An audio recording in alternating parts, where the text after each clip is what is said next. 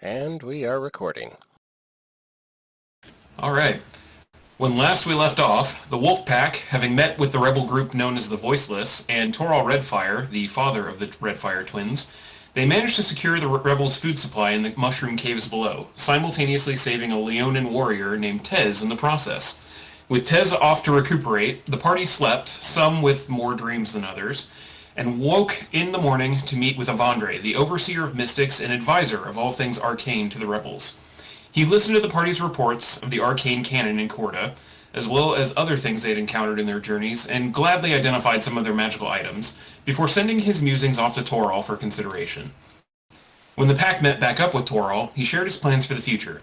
To establish this conflict as a formal war for independence, he hopes to enlist the aid of the Northern Territories, who constantly chafe under Imperial rule. In order to secure this alliance, though, he needs the Voiceless to be recognized as more than just scattered terrorists by the three major settlements in this region: Yord, the Town of Skies; Oakland, the City of Trees; and Elvenon, the Jewel of the Verdant. If the Voiceless can secure their recognition and aid, the North may be tempted to join the fray and elevate the conflict into a full-scale revolution. It was around that time that Garuk decided to ask for assistance with her contracts, having realized that the Empire's presence in the region would make her tasks a bit difficult to pull off alone. So, the pack deliberated on their next move, waiting for Tez to recover before solidifying any plans. And that is where we're going to pick up. For purpose's sake, you guys are just kind of sitting around the mess area, having gone over a little bit with Torral, what he is hoping to accomplish, as well as keeping in mind that Avandre had pitched the idea of doing these expeditions underground whenever you guys are wanting to take a little bit of break from the political intrigue. And it's around that time that Tez kind of wanders back over, looking a bit more hale and less worn out. So, Wolfpack, what would you like to do? Do they know that... do we know that I'm with them at this point? You guys kind of just... They showed up and saved you, and you kind of talked with them about potentially joining, and then you later went to go sleep, because you were worn the fuck out. Okay. Basically, you were super hungover from overdosing on mushrooms. And then blindingly coming awake with rage. So, there were some physical side effects that had to be dealt with. Okay. And what time of the day is it? Is it evening or morning? By this point, it would be afternoon, not quite evening. Okay. Yeah, I'll approach. Oh, good evening. And how are you all? Fucking good. great. How are you feeling? Oh, I've been much better. But sometimes mushrooms will do that. I was gonna say I had a long nap. Indeed. I'm a lion of nature, and I've had my fair share of mushrooms in the past, but none of them have ever made me that sleepy. Did you do the wrong one? Not on purpose. Take the wrong one. Sounds like it. Well, where are we off to? Are you coming? She looks over at the Lion Man. Lion Man kind of looks down at you, and then looks at all of you. Well, I'm sure you're all quite capable, but if you don't mind, I've been asked to maybe accompany you on whatever task you have on next. If you'd take me. Sure. Wonderful. Seem pretty handy with that. You have a big old sword? Or an axe? I pull out my big fucking menacing looking maul. It's a hammer. There you go. Hammer.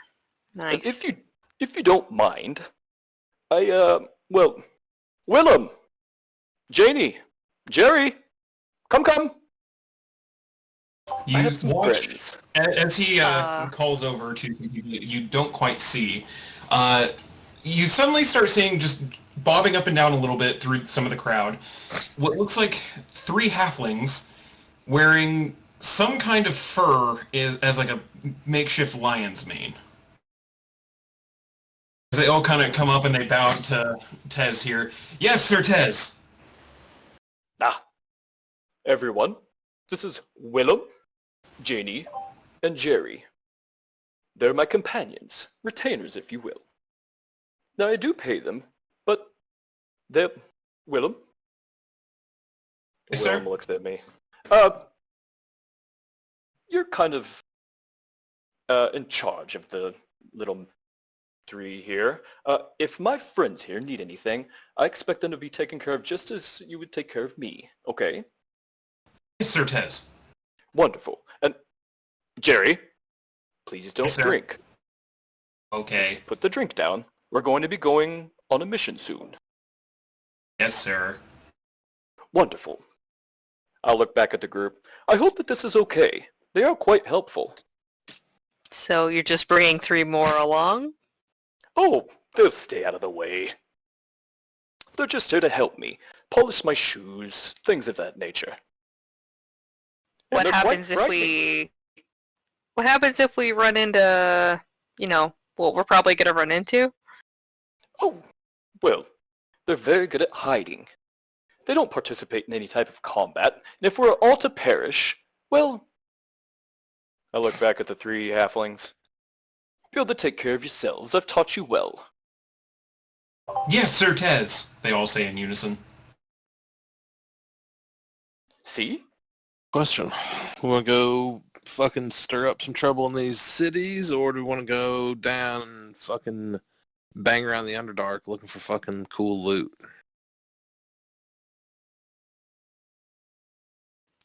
I mean, I am always up for fucking with the cities. Yeah.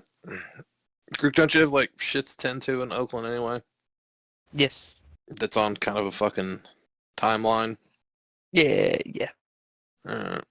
Well, sounds like we're going to fucking Oakland to cause some trouble. That's what it sounds like.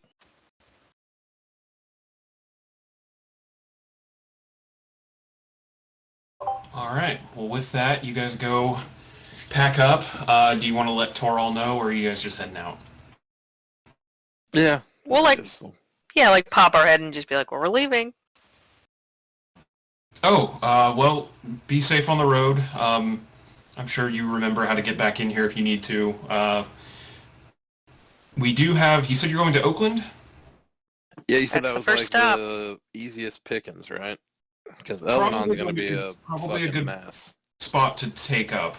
We do have a man working there at the moment, Scout Harding. Look for him at, well, I'm not sure exactly where. He'll be in the city somewhere. I would assume check the bars, but that's usually a good place to start anywhere.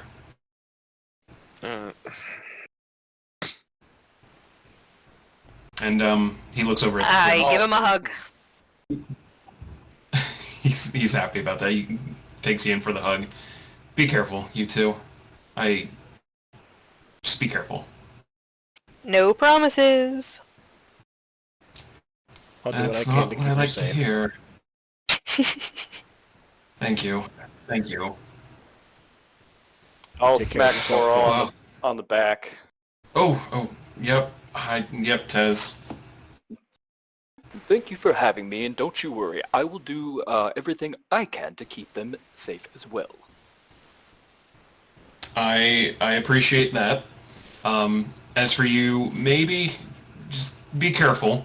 Like I was telling you, there's not a whole lot of Leonin on the continent, so you're going to stand out pretty well. Oh, well, I'll be prepared. Should I cover myself, or will I stick out no matter what? I mean, you should probably be fine in Oakland and most of the north areas, just because we're a little more tolerant. But if you plan on leaving the Redwood, maybe be careful. Oh, okay. Well, I guess this is a good time to ask all of you. Oakland, I've never been. Will this be a murder trip? Probably. Will I be killing? Wonderful. I mean, there's a good chance. Just make sure you're prepared. It's likely. Knowing us, more than likely. Okay. Wonderful. Well, I am Yeah. good at that. I'm not much of a talker, so I'll keep my lips zipped. But You and me while both. I stand and walk upright like a humanoid and I speak the common tongue, my instincts are still very feral. So when it comes time... Can you be on four legs? Is that something you can do? Sure. I'll Please don't. get on all fours and it looks really awkward. Oh, never mind. You can stand back up. It's fine. Oh, okay. Very well. I'll stand back up. All right.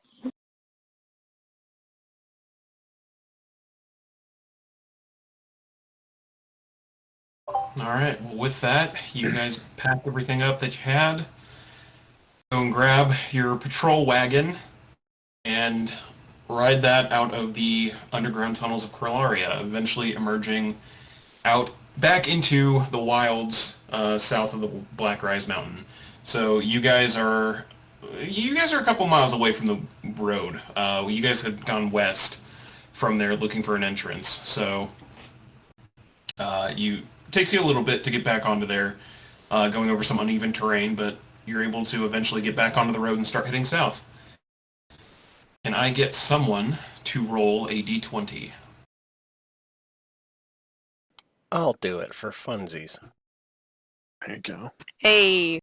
Yeah, buddy.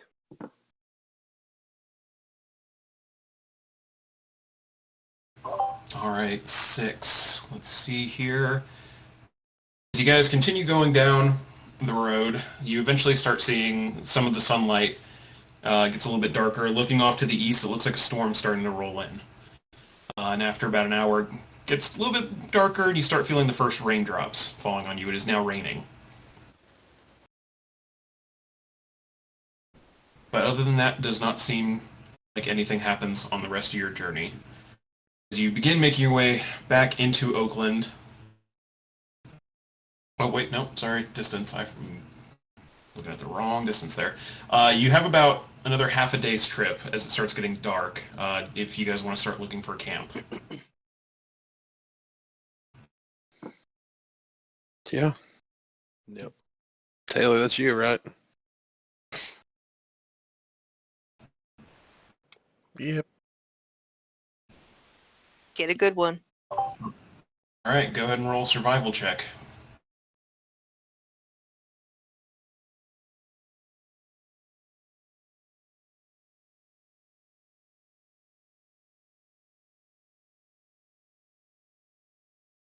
$16, alright. Pretty easily, you're able to find one of the hills kind of crests over the road a little bit, but in the leeward side of it, you're able to find a nice dry spot, completely untouched by the rain and winds. Would make a pretty good campsite. So you guys hop onto the wagon, start getting that set up, and the night is yours to rest or talk as you see fit.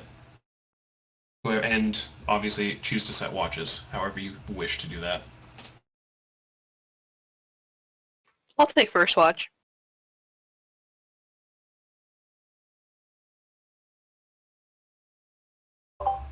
Alright. Go ahead and roll a perception check for me. Did you guys light a fire? I would have, yeah. Okay. Go ahead and roll a perception check then. Okay.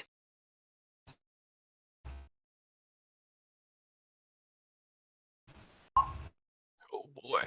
Nice. 27, which, that's a good point, as you guys are now resting here. Keep forgetting about your new ability. Let's see. Oh, I do too. Yeah, you have a whole new thing, don't you? I do. I keep forgetting. So, if you would like to describe what happens as everyone kind of beds down and you take watch, let you add your own little flavor to it if you wish. All right. So, as we go to bed down, I just kind of go to the middle of camp, close to where I light the fire, and I just kind of touch the tip of the flame, and a sphere that, like, you know, it's transparent, but it goes through everybody, and it grants a +5 bonus to stealth and perception checks while you're in it.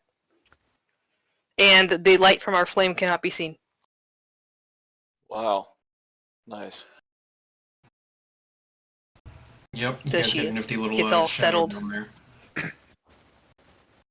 She gets all settled to watch.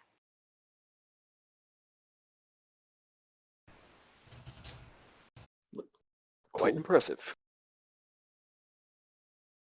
Ah, thanks. It's a new little trick I picked up. It's wonderful. It's nice to see that you can control your magic. I dabble a bit, but it's a little wild. Your magic? Indeed. Maybe you can teach me someday how to actually do that without making things go haywire. Is that related to, like, are you related to Faye in any way? No. It's a story for another time. Alright. Maybe it's teachable then. Who knows? Maybe. We'll see. And he settles down and Willem covers him up with a blanket. And Jerry is like 20 feet from the campsite, drunk as shit, just passed out. I keep an eye on Jerry. Alright, you keep an eye out during your watch for him. Nothing seems to pop up during the night, least of all Jerry. But it goes by uneventful. Who is taking the next watch? I guess I'll take next watch. Alright, go and roll your check. Alright, and you said I get a plus to perception? I'll have Elvis also fly up into. Are there any like trees around? There's some light tree cover as you guys are heading back into the redwood. They're starting to get bigger and bigger, but it's not full forest yet. Okay. Well, I've got, what is it, 100? Yeah, you both get a +5 bonus to perception checks. Well, I'll send Elvis like 100 feet, like inside range where he can still like talk to me. But I'll put him up in the trees, so he probably won't get the bonus. But he will not. He will not get the bonus, but you will. Right. All right. So a 19 from you. And he gets advantage on perception, so. Oh, that was a fucking lights out goddamn roll. Yeah, he has some issues with the rain. Sitting up in one of the trees, just kind of trying to keep an eye out. Some lightning flashes off in the distance, keep attracting his attention, so he doesn't see too much. As you're watching, though, seems to go by uneventful. Just a quiet, stormy night here in the hinterlands of the Redwood. Well, I assume at this point it's like at least, 4 hours in, so Garuk is all rested, so she can take the rest of the shift. Yeah.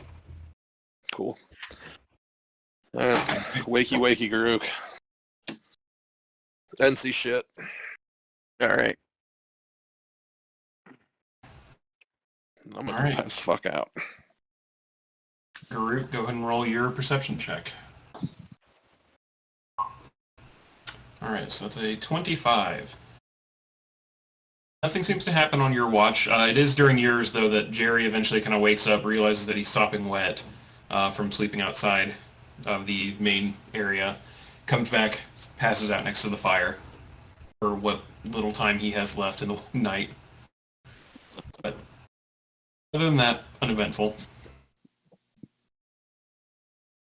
The morning comes, you are all rested, and the day is yours to continue traveling as you see fit.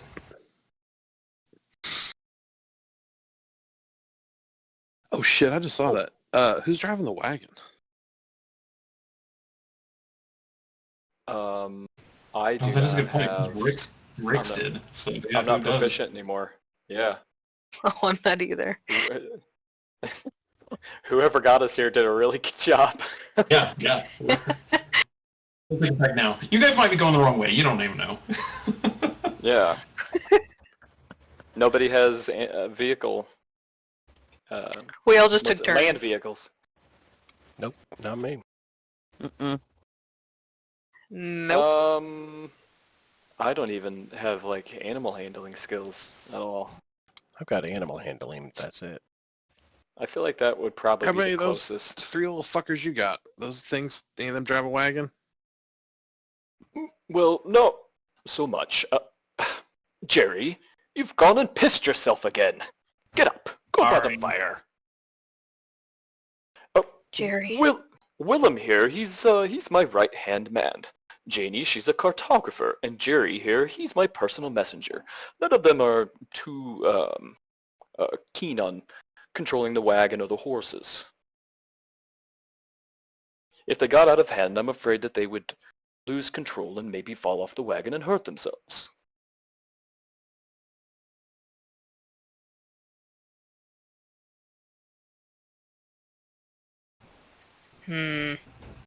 Alright, well.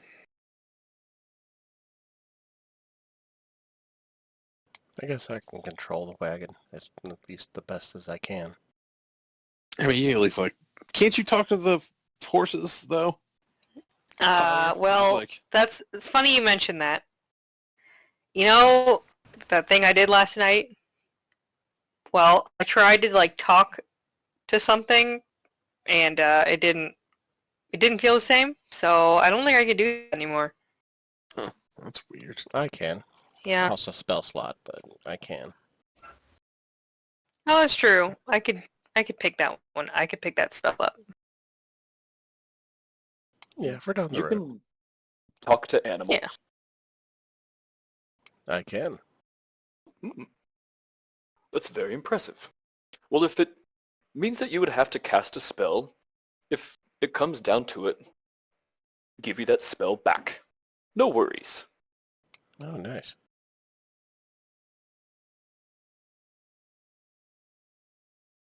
Alright. Well, sounds like Taylor's driving. Or at least just telling the that way. horses to drive it themselves. Like, just walk straight ahead. Continue.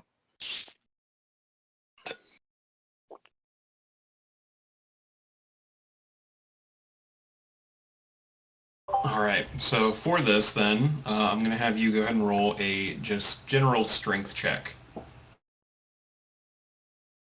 Because, I mean, the horses are trained. It's more about just keeping them directed and needing to go where you are.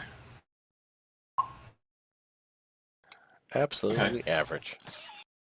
Well, if we're going that route, I It could takes- take the it takes- horses. It's not the easiest ride, and you kind of keep veering around the road a little bit. It's almost like watching a drunk driver in front of you. You're having some issues staying within the lines. But you stay on the road, and it only slows you down a little bit.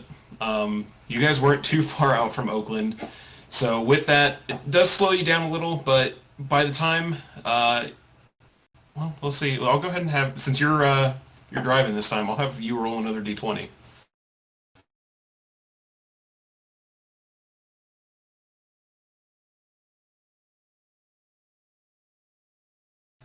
Okay.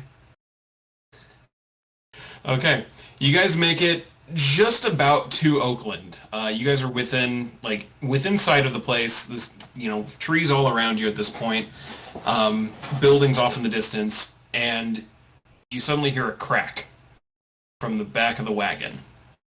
You start slowing down a little bit, and almost suddenly, the back left corner of the wagon starts tilting real bad. I need anyone who would be sitting in the wagon towards, just in general, to roll a dex save. Can I feel like- Misty step? That's basically everybody since... Well, I mean, who all was in the wagon, right? Basically everybody but Taylor, since he would have been sitting up front. Yeah, we all would have been. Deck save? Yep, dex save. All the I have halflings are going advantage. to tumble out. Yeah, I have advantage on. It's like a clown Dex car save. with him. Ooh. Do barbarians get that in general, or is it only when they're raging? Let me look. Maybe I think Uh, that advantage was the on- first roll. it's just danger sense. Yeah, it doesn't have anything to do with cat-like rage. reflex.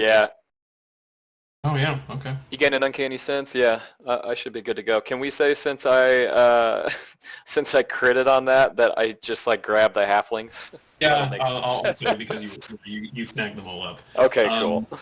For the most part, most of you were able to get clear of it. Tez especially grabs all three of his halflings and just rolls out of there. No damage taken. Finn, it's a little less graceful for you. You kind of flop out the back end of it, and you take 1 point of bludgeoning damage. Tyler as well is right behind you. Would that tend be enough for me to, like, cast Misty Step to pop out? I'd say go ahead and roll an initiative check real quick just to see how good your reflexes are with that. It's like borderline. I'll say if you want to, you can Misty Step away from it and mitigate the damage. You're still going to land on your ass, but just farther away. I'd say save the spell. It's one Slightly softer. Yeah, nah, fine. I'll fucking just fall. Shitty fucking wagon. Yeah, as you guys, now that you're all clear and Taylor has pulled the wagon to a stop, you check the back and it looks like the housing on the wheel has cracked off and the wheel is lying on its side. Well, shit. I'll cast Mending on it. Oh, fucking nice. Oh, forgot you had that spell. Yeah, easy enough. Thank God. You guys watches. Tyler just immediately goes, picks the wheel up, puts it right back where it needs to be. It takes a little bit of finagling. If anyone wants to help her, she won't have to make a strength check to lift the wagon up enough to get it on there. But I would absolutely be helping. Yeah, I can help. Just a regular strength check. Between the both of you, it's pretty easy to get just to jack it up enough. She puts the wheel back in place, and with mending, it's fixed within a matter of minutes. I would be serving in more of a, like, supervisory capacity. You guys got that. I'll get the dust off my hands and climb back in the wagon.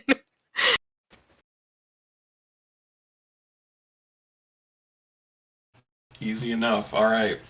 And with that, you continue your journey into Oakland, relatively unscathed, for the most part.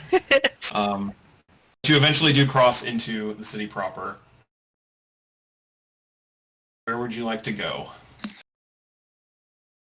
Well, they didn't give us any, like, direction on where to find this dude we're looking for, right? Just that he's in town. Scout At a Harding bar. at Yeah. a tavern. You were Like, told, there's probably Scout gotta be, Harding like, is a somewhere in town. shitload of taverns. He's their agent. You were just kind of advised, like, check the bars. That's going to be the best place to probably start. Alright. So, where are you looking first? You guys are coming in from that north road into the Westerwood district, so...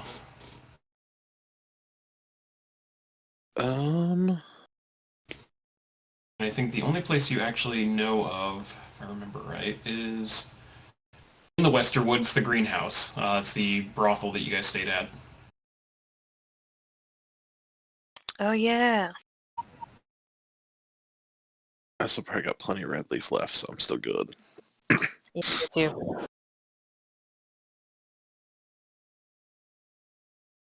Well, do you guys just want to walk down the main road and check every bar we come across, or Yeah, do we need to, like, find a place to park this fucking wagon? So probably? we're not driving all over town in it, since none of us really know how to drive anyway. Would probably We be should for the probably best. learn. Alright. Alright, it's pretty easy to find a stable as soon as you come into town. They take down your names, just so that they know who to bill later. You guys will pay it once you guys are heading out of town and come to collect it.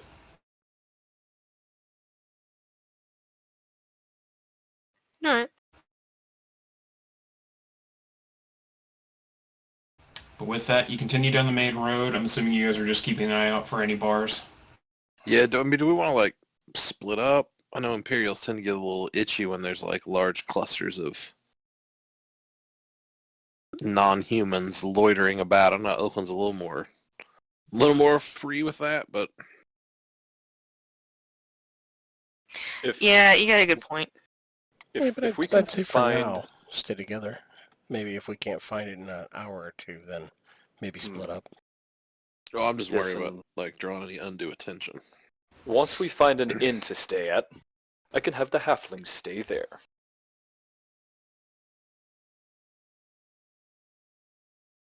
True. Yeah.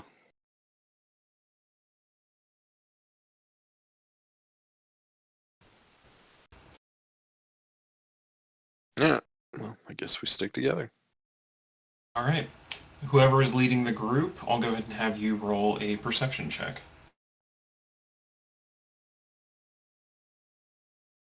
Yeah, I'll take the lead, just in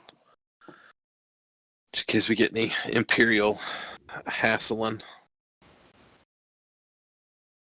Since we're in a city, I'll have Elvis fucking tucked in my bag. All right.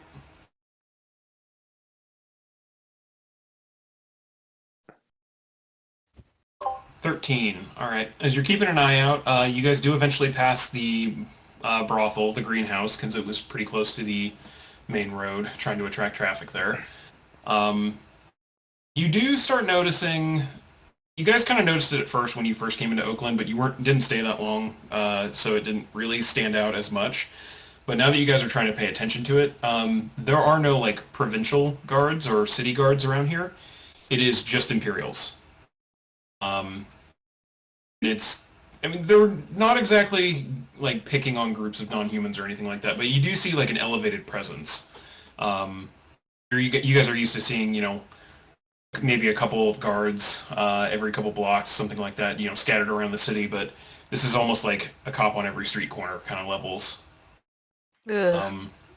Oh, Yeah, and not in like great numbers or anything like that, but enough that you're like, okay, yeah, this is a city of non-humans in a war against non-humans, so kind of stands out to you a little bit as not the greatest of vibes that you're getting from the city.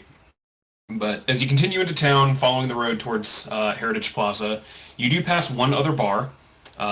It is the Wizard's Cask, as you can see from a flashy sign that is quite literally glowing with different colors from there.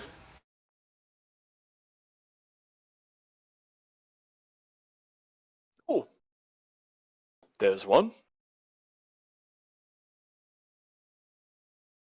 Yep. Alright, you guys do you want me to go in and check, or you guys all want to just pile in? I'll stay out here. Yeah, I'll stay out here with Kisa. If everybody else wants to go in or whatnot, go for it. Yeah. I'll go. Yeah, I'll hand my bag with Elvis in it to Tyler, one of the two. If things go fucking pear-shaped, I'll have Elvis go fucking ape shit. So if Elvis starts fucking freaking out inside my bag, like, come inside, because it's probably went poorly. Sounds good. All right, with that, Finn, you go I'll inside. head in. The bar itself, it's very elegant in design, kind of an upscale establishment. Some of the like design notes, you've seen a couple different cities at this point. Has like an elven feel to it. A lot of soft wood curves to everything. Just a general like natural vibe in the place. Being that it's not that late at night yet, it's as you guys got into town, it was only like 3 o'clock. There's not a whole lot of people in there, so the bartender just kind of looks up. Elvish gentleman with black hair. How can I help you, sir? Just got to town, a little thirsty, so I'll take a drink. And I was actually looking for a business associate, as well. So a little information, a drink, if that's possible. Any preference on the drink? You guys have like a good local ale? In fact, we do. One moment. He goes over to the back wall, pulls a mug, hits up the tap, puts it back in front of you.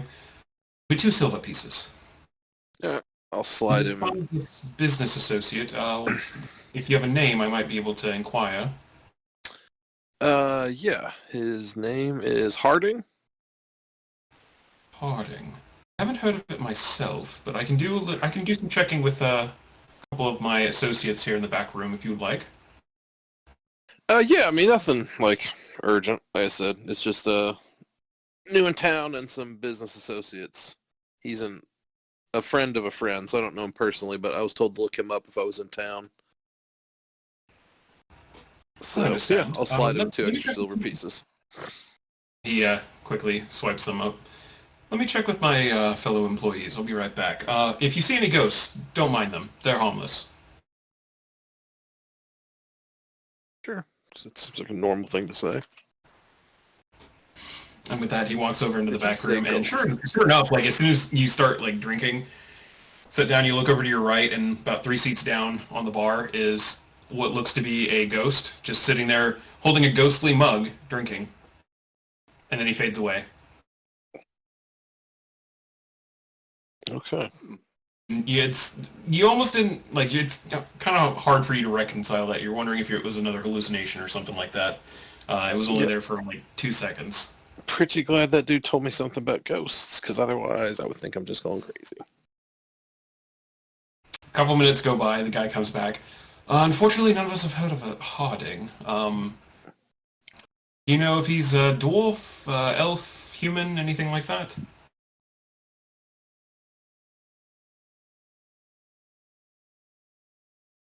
That would probably be a very good thing for me to have asked before, and I completely forgot. I don't know, did Talak, like, describe this dude, or just give us his name, and then, like... Carl did not tell you anything about it. He gave you the name, and that was it. Yep.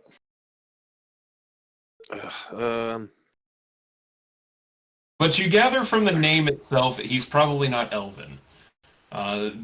Name doesn't fall into that pattern, although the twins are obviously an exception to that, but Harding sounds a little more human or dwarf. It's kind of hard to tell. Yeah, no, I think he's... I'm pretty sure he's human, but... Again, like I said, just acquaintance, so... I understand. If he is human, I would probably recommend checking out more towards the Imperial Ward. You'll see more of them around there. So how's the, speaking of the Imperial Ward, I noticed a, pretty hefty presence out there. How's the mood around town? Oh, you know how it always is with the Imperials. Anyone who isn't a human is immediately a suspect. Sometimes even the humans are. With the uptick in recent terrorism outside of the walls, it's got everyone a little on edge. Yeah, I heard a little bit about it on the way up. So what's the story on that? You said terrorism? Is it? Oh, you know how it is. Every once in a while, a group of non-humans thinks it's time to start a fight with the Empire and fight for their freedom, all that, and they think the best way to do that is to burn civilians to the ground and take over small villages, attract the attention of those who would rather just see everything cold. Yep, nope, it's bad for business. Quite.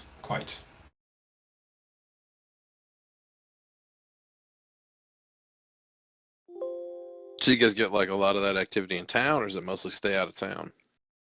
Oh, it's mostly out of town. Oakland, for the most part, is pretty peaceful, with the ruling council trying to keep everything just in check, balance the powers, so to speak.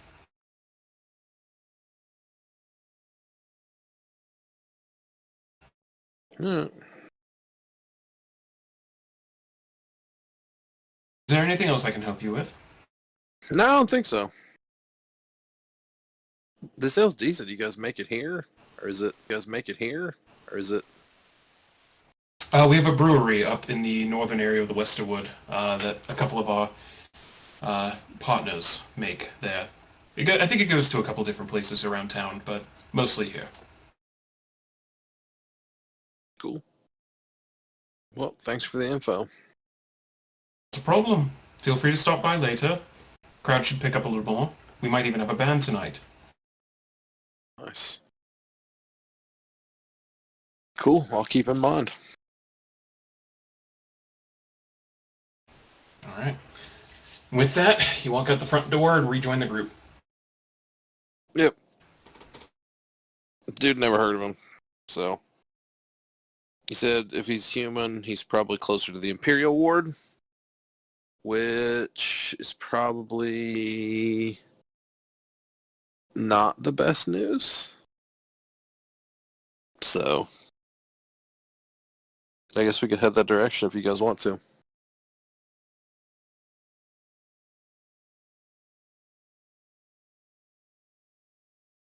Well, that may be our only option.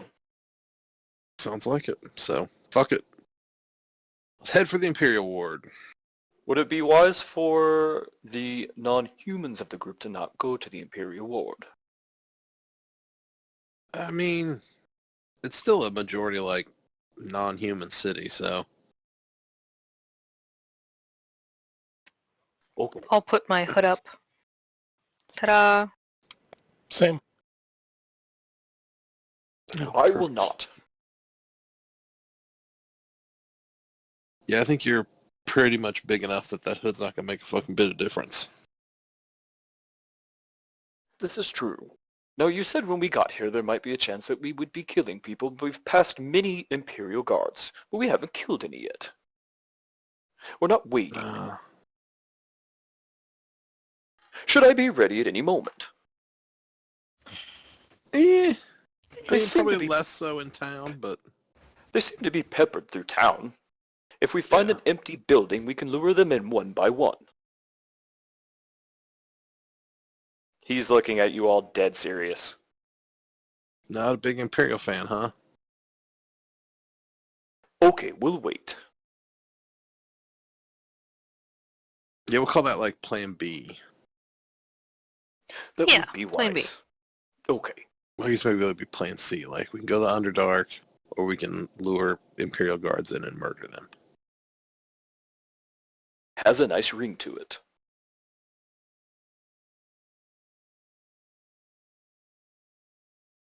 All right. How about you, Grook? Like, when does your, like, I'm assuming, like, most of your shit's gonna get done at night. Yeah, Alright. it would be best at night.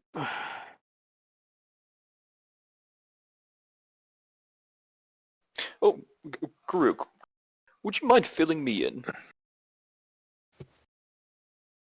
About what? Oh, it sounds like you have some issues that you need to have taken care of.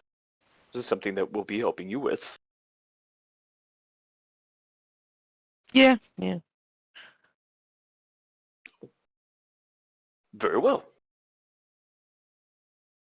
It's more like the less you know, the better for you right now. Oh, okay. Well, Grook is super fucking chatty about it normally. Like, you really caught her on an off day. no. Okay. Well, maybe we can Yeah, you try might want to again ask her that tomorrow. Yeah. Mm-hmm. Okay. We'll try tomorrow. Garuk, will you spare some time tomorrow to speak with me? I'll think about it. Okay. He nods. Fingers crossed. I'm just getting some major brand vibes off of him.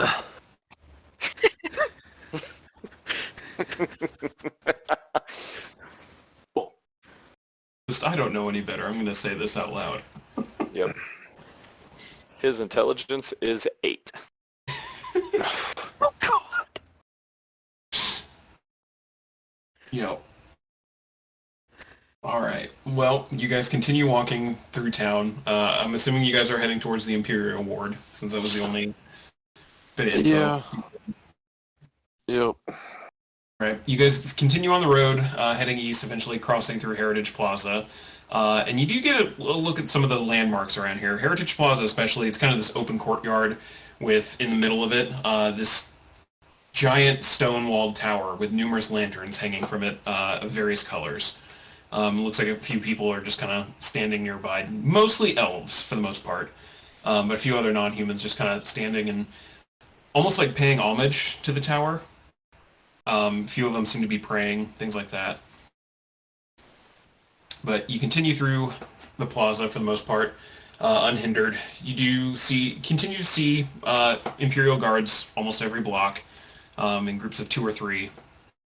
But you eventually make your way to the Imperial Ward, and then things start getting a little more what you're used to in other major cities. The Imperials are still out and patrolling, but they're spaced out a little bit more, and you see fewer non-humans and more humans. It's not quite like a ghetto. They're not walled in or anything, and there's no one out. Like, you do see non-humans walking around, and they're not being openly harassed by the Imperials or anything, but it's very much like you walked into a different part of town. You can feel it almost immediately.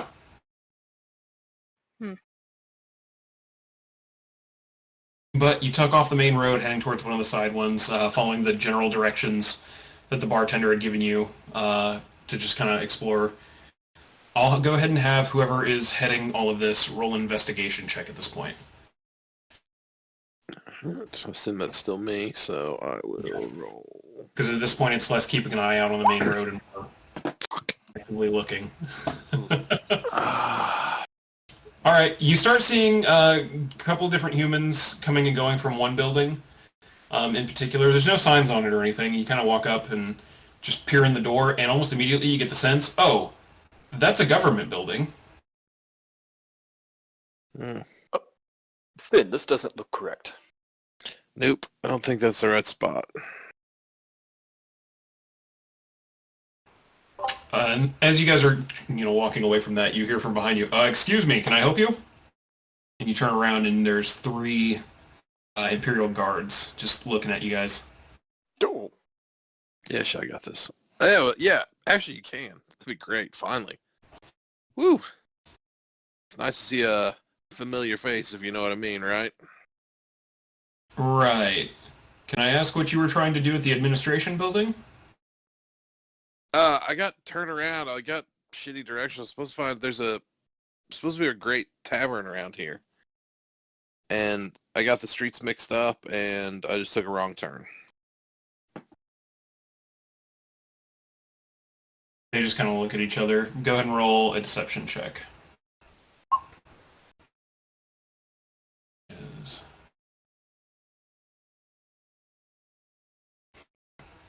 God damn. 13 on my insight. Alright. They just kind of look at each other, look at you. Well, there's 2 different taverns here in the ward. If you were hearing about a good one, it was probably the Wine and Cross. Yeah, the other one's not exactly a great one. What's that one? The Emperor's Cup. Okay. If you're looking for the Emperor's Cup, that's going to be up north, a little closer to the Maple Ward. The Wine and Cross is down by the lawn to the south. Almost bordering on Pleasant Meadows. Nice. Well, I appreciate the directions. Like I said, I got shit directions. I got turned around, so thanks for the assist, fellas. Be careful. And all 3 of them just keep eyeing Tez in particular. Oh, dude, he's cool. He's neutered. 100% safe, man. like a Ken doll down there. I pet his head. I try to anyway. Oh, I just lean down and let you do it. And 3 halflings behind you try, like, one of them in particular, who might or might not have been drinking this whole time, tries not to laugh, and the other 2 are like, oh god, what are they saying about him? it's true. They cut it right off. But I did give permission. Yeah, it's good to shh. Grown-ups are talking. Right. Just slowly start walking away, so like side-eyeing him, like what the fuck? But they seem to let the matter drop for the most part.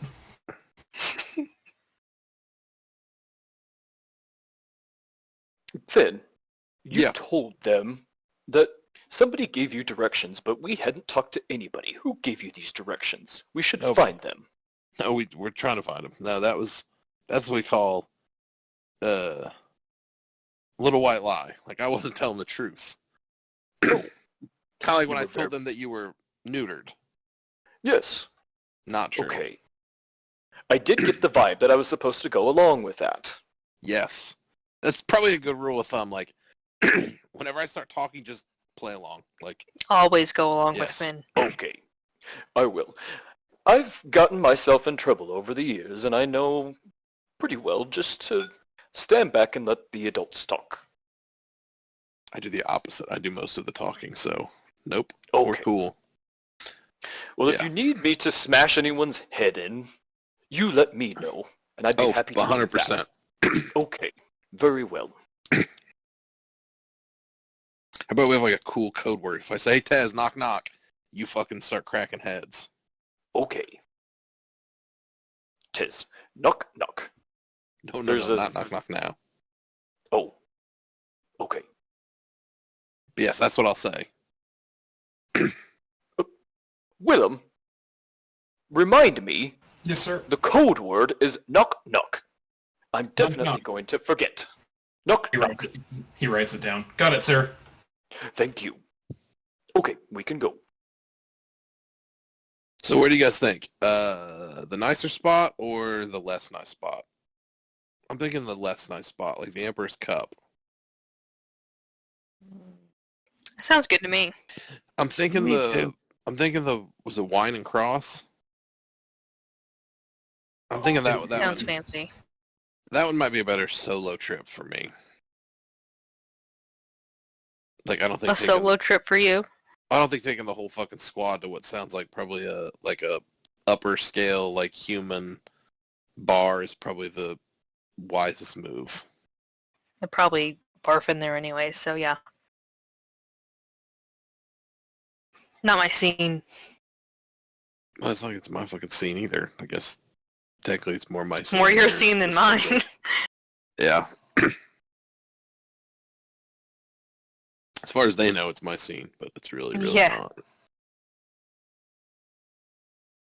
So I'd say we head for the Emperor's Cup. Sounds good. All right. You were given slightly better directions this time. They were indicating it was a little bit closer to the main road over by the Maple Ward. So with that in mind, you start heading that way, trying to keep an eye out for things. And it doesn't take too long. You eventually make your way up there and do see a sign with a very garishly drawn chalice made of silver drawn on there. It's not a very good drawing, mind you, but you can tell it's supposed to be some kind of like fancy cup with barely legible writing underneath it that says the Emperor's Cup. Place is gonna be good. I go in. All right. You guys all go in. There are some non-humans in here. It's still primarily a human establishment, but there are non-humans in here just because it's a little closer, to the edge of the ward. From the looks of it, it's not a great place to have to hang out for the most part. It's a little dingier. Some of the tables are a little dirty and warped. There's one dude over in the corner that looks to be carving something into one with a dagger.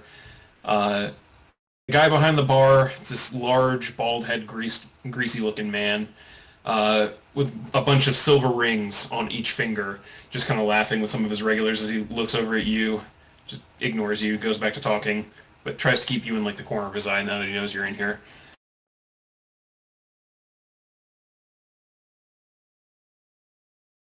What's up? All right, you go over to the bar. He kind of comes up. What'll it be? Ale? About that. How many? You guys thirsty? Yep. Make it around them then. Nope. Is there a table around? Yeah, there's over there. He goes and points. Goes and grabs enough ale for all of you guys. Oh, I'd like a goat's milk, please. Go. Let me go check on that real quick. Goes Okay. and kind of chuckles to himself as he walks in the back room, comes out about 30 seconds later. Yeah, unfortunately, sir, we are completely out of goat's milk. Very well. I'll take an ale. Right. He puts the ale that he had previously poured for you back on the bar. That'll be 3 Those are silver for different the round. tastes. Yeah, and as you guys look at the mugs, you all notice every mug has around the lip of it fancy silver drawings on it to make it look like a fancy mug. Yes. It's very much not a fancy mug, but the silver paint almost makes it look like it's supposed to be. Except you can't really tell how fresh that paint is because there's a little bit of a metallic taste in your mouth every time you take a sip of the ale.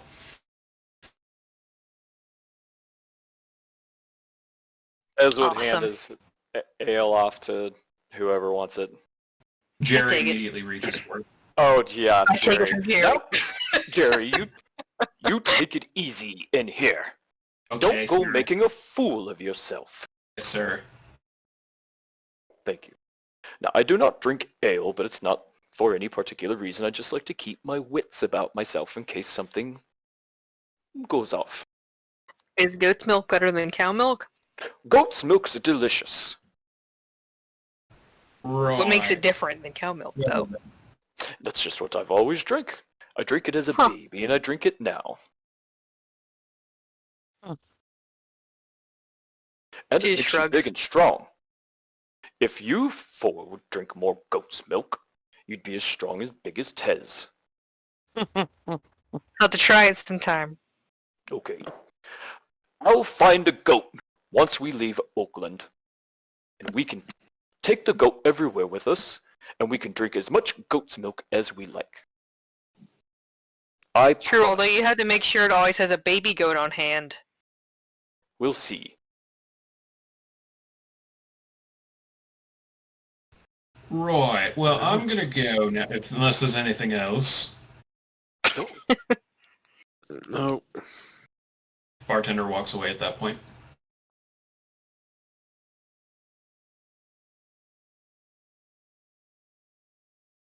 Well, I will just scope out the room while we work on this round of drinks, and then after I finish this round of drinks, I will go up to the bartender to get a round of refills and ask him some questions.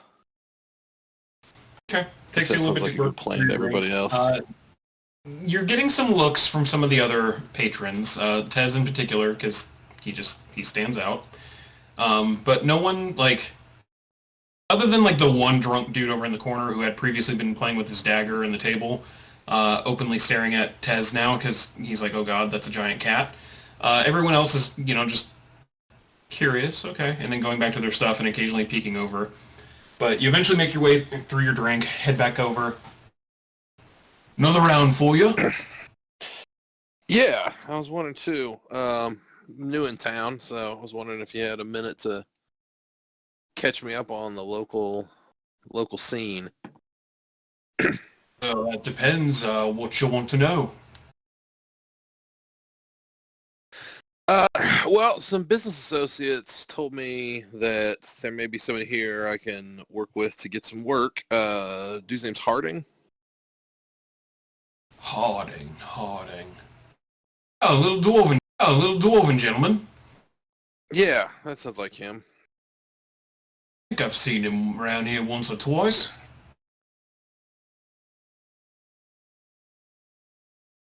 Yeah, it was a acquaintance of an acquaintance type of thing. Like I said, somebody said that if I was ever in town, I can look him up. Kind of up here unexpectedly, like the road to the south, like they're not letting people out. Yeah, well, that's what happens when those fucking knife ears start picking up fights again in the woods. Yeah, is that what's going on? I heard a little bit about it. Like they said there's some terrorists blowing up villages or something. Oh yeah, those fucking knife ears, they pick up another fight, start preying on innocent Imperials, burning down our caravans, starting wars. It's always a fucking mess with them. You'd think after hundreds of years of our rule, they'd have learned their place. Yeah, well, I guess when you're that old, maybe you're slow to pick things up. Yeah, maybe. Man, so like I said, I'm kind of stuck here temporarily. Is there some place around here to look for work? Depends on what kind of work you're looking for. Might know a man or two. Kind of more of the like general services type of thing. Like I handle lots of different jobs. Like I've done some caravanning. I see. In that case, you might want to look around in the south area of the Westerwood for a man called the Spider. Nice. Does he work on the left side of the street, as it were? Every once in a while. Gets around a little bit. I had some associates in Hilltown that ran in those same kind of circles. Is that where you're from, Hilltown? Originally, moved around a bit after that. I see. Like I said, Spider's probably your best bet for a general contractor as yourself. Cool. Anything else big going on in town? Other than the troubles? Nothing comes to mind as of yet, other than the troubles, of course. I think a couple of extra patrols are happening in the Westerwood recently. Apparently they're rooting out a conspiracy amongst those knife ears. Oof. Yeah, I noticed they were thick with Imperials over there. That's what happens when you harbor criminals and terrorists. Oof, no kidding, man.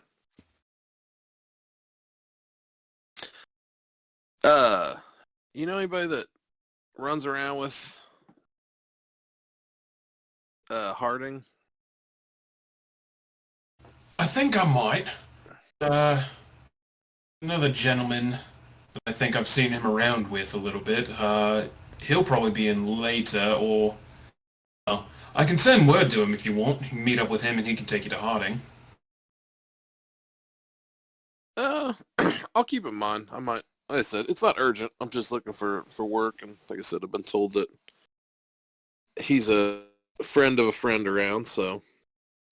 But yeah, no, actually, if you could send word to that guy, that'd be great. Now that I think of it. Beats wandering around town. Especially if you said there's, rebels about. Don't want to get caught up in anything. Of course not, of course not. I'll send him word. That was my bodyguard. They'd regret it. Looks like it. Yeah, one of the big, I'll send big some fucker in a card game. Did you now? Yep. Oh. You like a slave or something?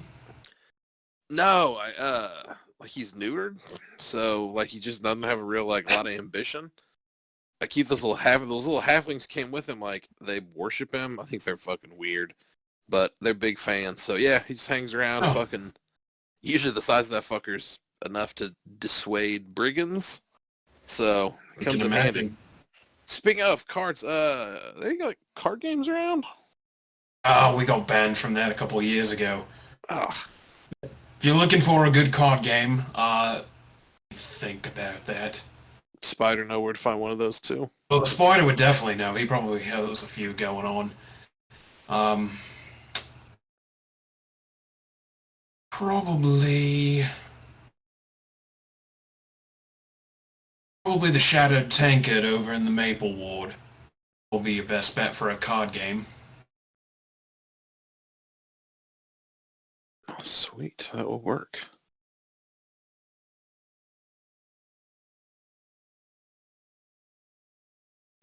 Yeah, stick around. I'll send some word. He's usually...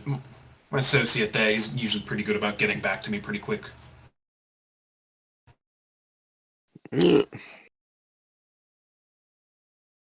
How much was the round of drinks, by the way? I forgot this. Another 3 silver. Which, as you're kind of mulling over the taste of the ale and everything, it seems a little overpriced for the quality, especially with the mug. Yeah, well, fuck it. I'm flush with cash. I don't give a shit. Alright, well, I'll give him a couple silver for a tip for...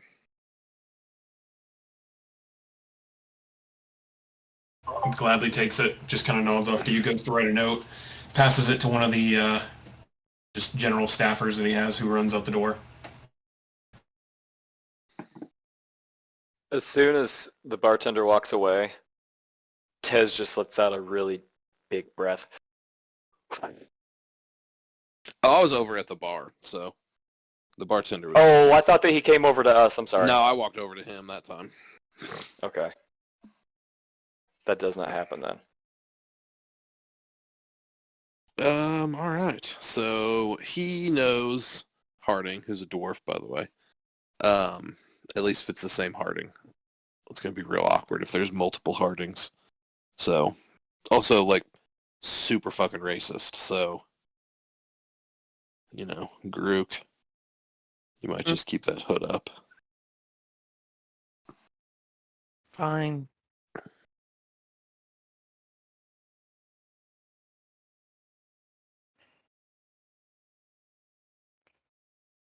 Well, it's about 30 minutes later when that man who the bartender had sent out comes running back in, hands a piece of paper off to the bartender, who just kind of tries to get your attention, Finn.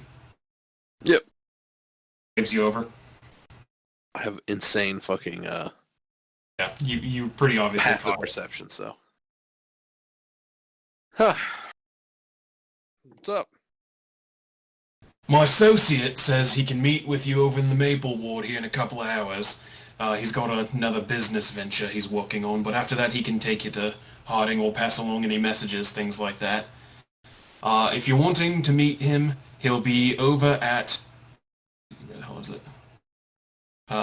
He'll be at the Shrine of Eredore over in the Maple Ward.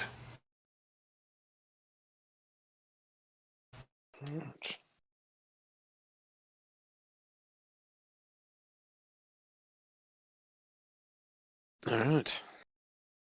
You still be over there in a couple hours? Yeah. Yeah, he said it's going to be dark by the time he's done with his business venture, but he said he'll be there waiting. Yeah. Sounds good. You know any good inns around town? Depends on the budget that you have. I know a couple of good ones and a couple of fun ones, and a couple of cheap ones. Say middle of the road. I got some coin, but I don't. Like I said, I don't know how long I'm gonna be stuck here. So Fair enough. Best one for you then would probably be I'm not trying to get Probably- robbed or fleas. So Greenhouse. the what house? Greenhouse. Or the Wizard's Cask, one of those two. They're both pretty good inns. Yeah. The greenhouse where we stayed last time, right? It was the brothel. Oh, Also sweet. served as a tavern and inn. Yeah. Kind of a jack-of-all-trades building. And then the Wizard's Cask was the other place you had already been. Yeah. Yep. All right. Well, I appreciate the assistance. Anything for a smooth here. That's right.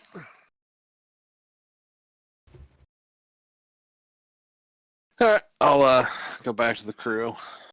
Fill 'em in. Oh, what's your contact's what's his contact's name? I would have probably asked that. Lawrence. Sir Lawrence. Sir Lawrence. All right.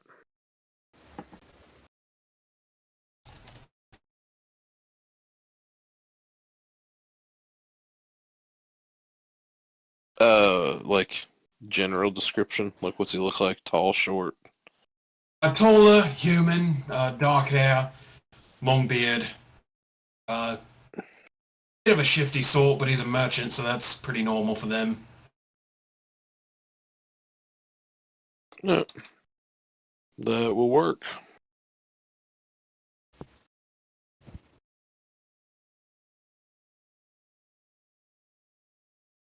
All right. Well. So he said probably one of the best spots to stay is probably going to be at the greenhouse again. So we want to stay back there again. Anybody? Yeah. That sounds good. Sure. Yeah. I've never been here, so that's fine. So it's going to be a couple hours so we can meet this dude. So probably go get settled in and then head for the Maple Ward.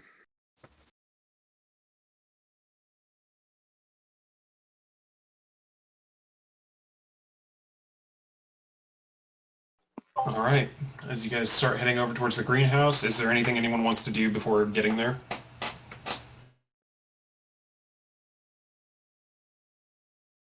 Corey, I didn't ask you. Did I start out with any particular amount of gold? I mean, I just started just in general with like 25, but I didn't know along the way if I... We'll go ahead and just up that to like 200. That's fine. That'll work. Okay. Give you some spending cash. Make me feel a little better.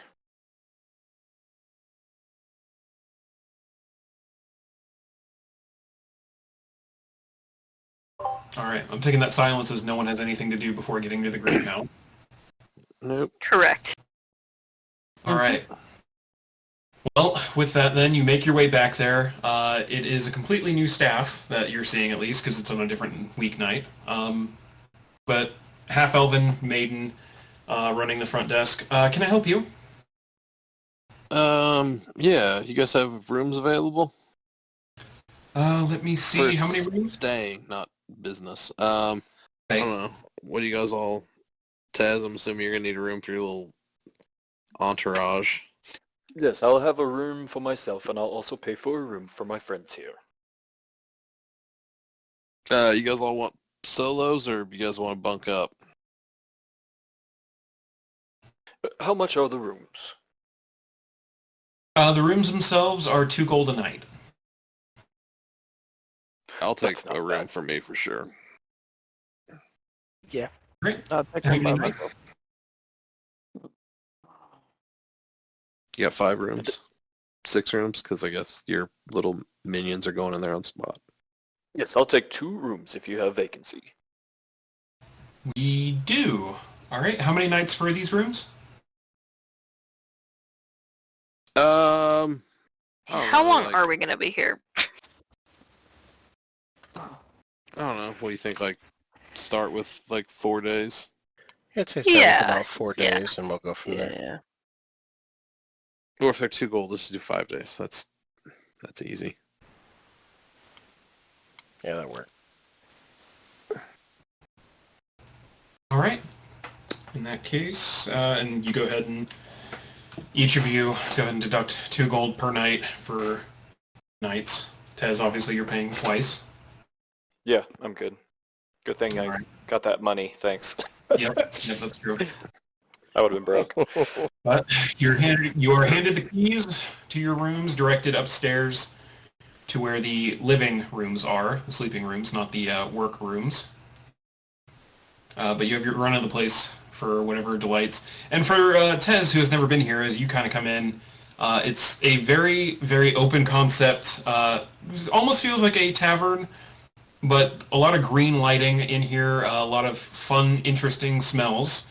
Several people are, currently smoking up some red leaf. Also, a lot of scantily clad men and women that appear to be making the rounds as workers of the night. Would I know what they're doing? Go ahead and roll. What's your wisdom, actually? That's a good point. My wisdom is 10. Okay, go ahead and roll an insight. 0. It's not something you probably might have heard of something like that or encountered it. Oh, I know what's going on. Yeah, you have an idea. Like, it's done. This kind of thing is done very differently where you come from. But you making your way up as far as you did, you passed through a couple different places that had something similar to this. Maybe not as like formal and organized as a business structure, but you have an idea of what prostitution is. So This is very nice. Yeah. Mm-hmm. They have this place put together quite well. Pretty And sturdy. I think I know what these people are doing. Yep. Getting busy. Yes, indeed. Well, maybe later.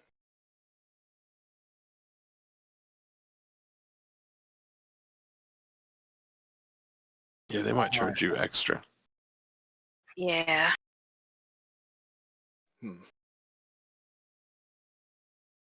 is there anything anyone wants to do before waiting until it's time to meet with Sir Lawrence? Probably eat, right? 'Cause Yeah. it's Food and drink Yeah. are available. If we got there like mid-afternoon and banged around for a while, we got like 3 hours to kill after dark. That's it. Might as well fucking chow down. Yeah, might as well. Knock out I short rest, would- get back this fucking hit point. Mm-hmm. I would give Willem and Janie and Jerry 1 gold each.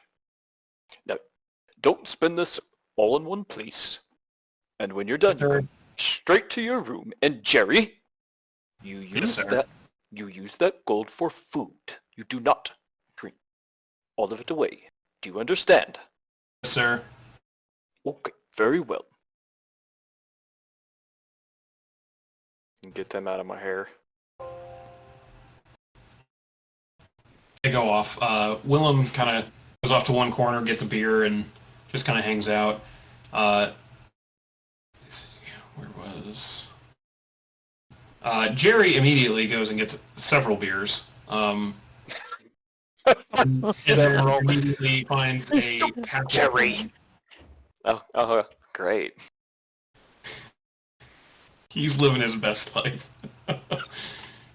I mean, he's literally sitting in the lap of a half-orc woman with 2 drinks in each hand. So, I mean, he's just living. Jerry. Jamie is just shocked at what Jerry is doing, and like doesn't want to go sit over with Willem because she's significantly younger, but also doesn't really know what to do with herself. So she just makes small talk with one of the hookers.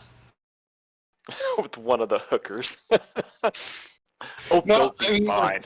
It's like the awkward guy at a strip club. Like, you don't want to pay them to do what they're obviously going to be doing, so you just keep chatting with them about stuff that they don't care about. That's funny.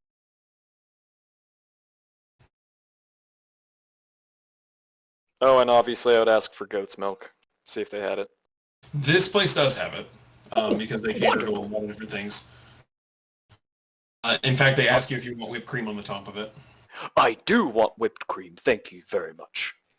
They provide it. And Is how it much would goat's that be? whipped cream? It is goat's whipped cream. That's the best kind.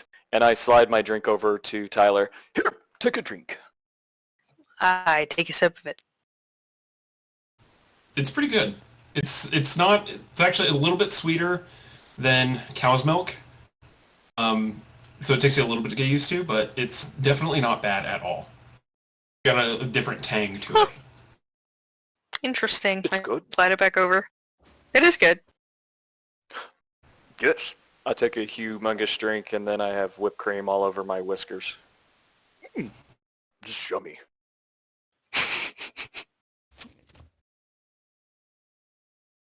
Well, what do we do now? We wait.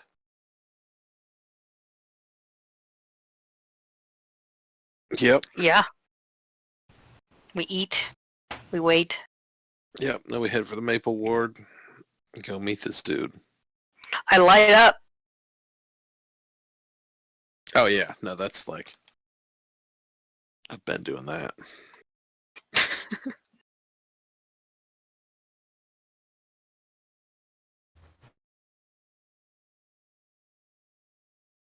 Yeah, I'll order fucking whatever's the special of the day to eat. Yep, same. Here to be just some basic beef stew tonight. With a little extra barley, because it is as you guys are kind of like reminded now, it is the first day of a new month, the month of planting. It is officially spring. Nice.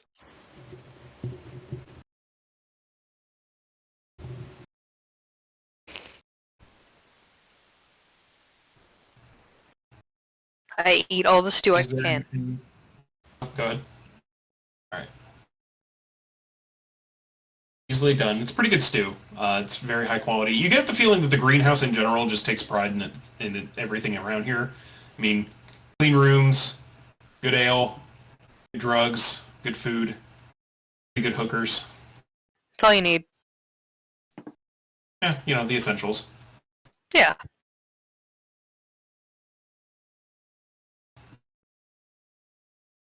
Is there anything anyone wants to do before just waiting for time to go meet? I'd probably ask somebody for directions to the, hold on. I have it written down. To the Shrine of Eredore. Okay. So we're not just wandering around town. Yeah, you ask around about it. You find out that the guy completely mispronounced it. It is the Shrine of Eredore. But you do get some directions to it. It is kind of smack dab in the middle of the Maple Ward. And the lady you're talking to kind of gives you a little bit more information. Apparently it's a old holy site containing a symbol of Eredore, an elven lord of nature. And apparently anyone who leaves an offering at this shrine is supposedly bestowed with the favor of Eredore. Ooh, I'm definitely gonna leave something. I start looking through my bag. Well, thank you for the tip.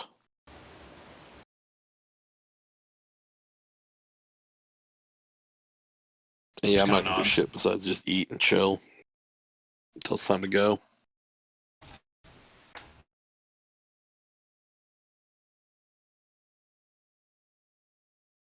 All right.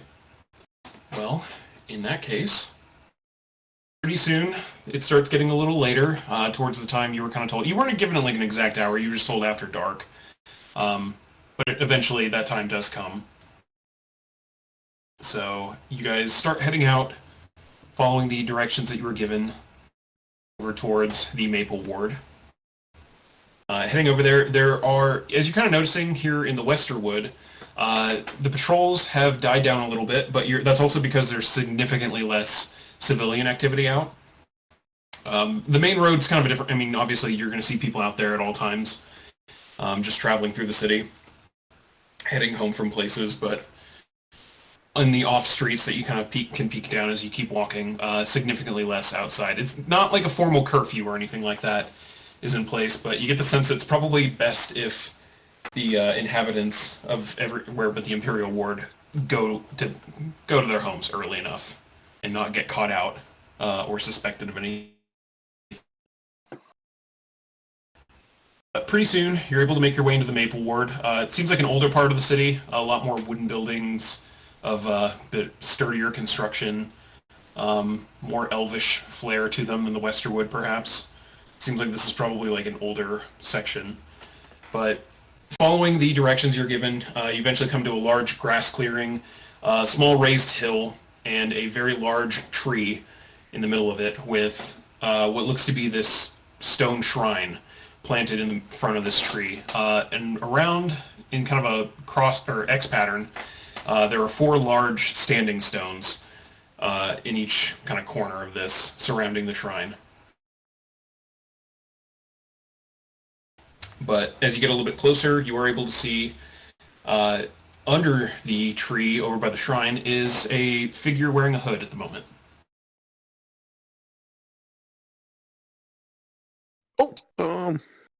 I'll wander over that direction.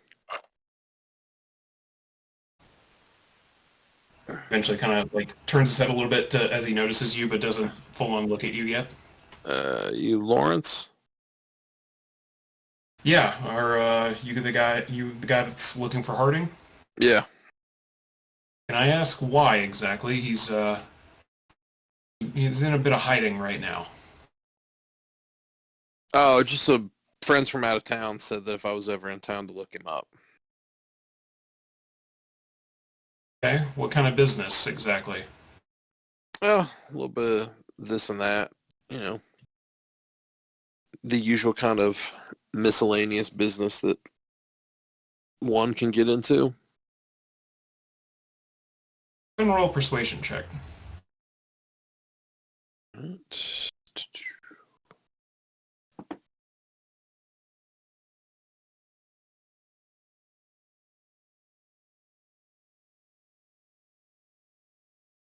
19.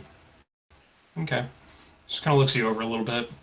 And his general description, most of his facial features are hidden by the hood, but you are able to kind of tell he does appear human, long beard, dark hair. Looks over you. Did the rest of the party follow up behind you? I followed like 20 feet back. Okay. He just kind of looks over in their general direction. And who exactly are they? Arlen didn't mention anyone else.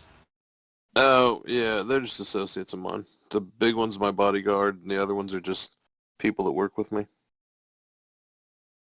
What line of work are you It in? seemed like there was some unrest, so I didn't know if it'd be safe to travel around alone at night. Oh, all lines. Done some caravanning, some guard work. Did a little bit of work over in, what's it called? The coast city. Corda. Did some work over there. Been down Swamp Town. Did some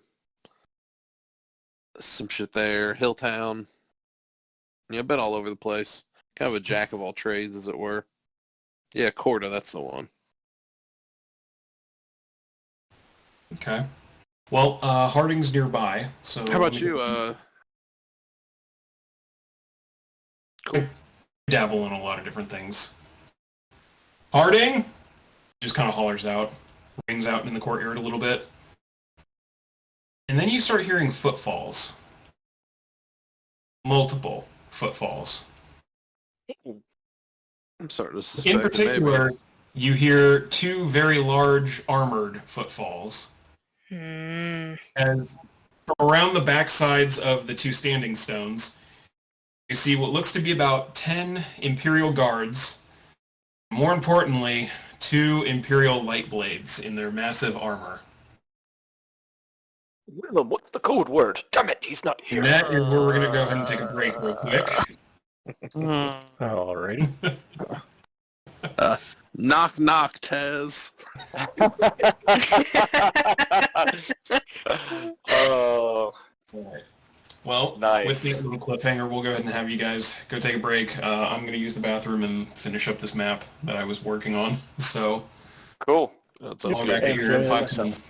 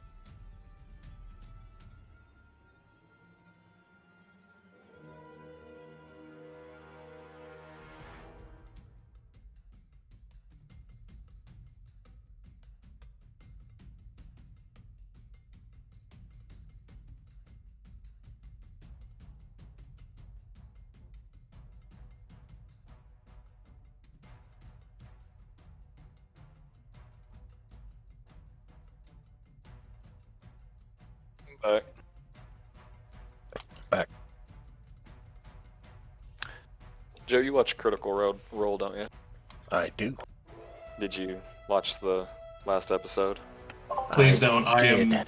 I'm like 20 something episodes back. So Has it not been spoiled for you yet? I am aware of what the boss was. How it went, I do not know. But Okay, well, if you're like 20 episodes back, you better catch up and stay off social media. yeah, because it was pretty trying. big. It's one of those Yeah. things I need to catch up on, especially since I know here they'll start doing stuff for campaign 3. I'm assuming Yeah. not too far along. So Well, I won't give my opinion of the last episode then, since you gotta get caught up. But I It's appreciate that. Snape good. kills Dumbledore. No, we spoiled it. No. how fucking dare you? I read all the books except for Half-Blood Prince. Just waiting for that perfect time to read it, and you just fucking gave it all up. Read all of them but the first one. Nothing made sense. You read all of them, but read them all but the first one. Yeah, No nothing idea really what's made going on. sense. I got the impression that this Harry kid was special. He was special. So I mean, if you special. read the book backward, he goes from being a hero to just some lame orphan kid. Well, loser, he doesn't even have parents. Yeah. And he loses his magic powers. So this map is deceiving if Frost Maiden is anything to go off of, because you don't always have to fight when there's a map. And this looks Yo.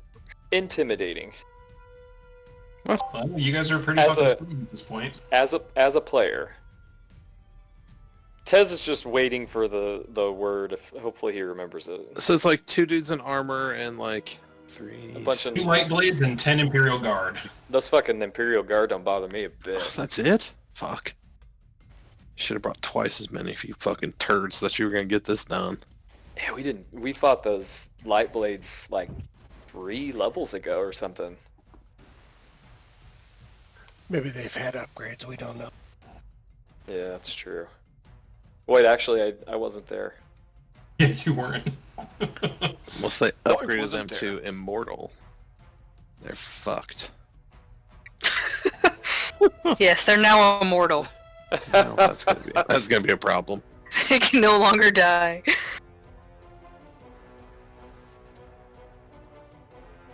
Alright, is everyone back? Yep.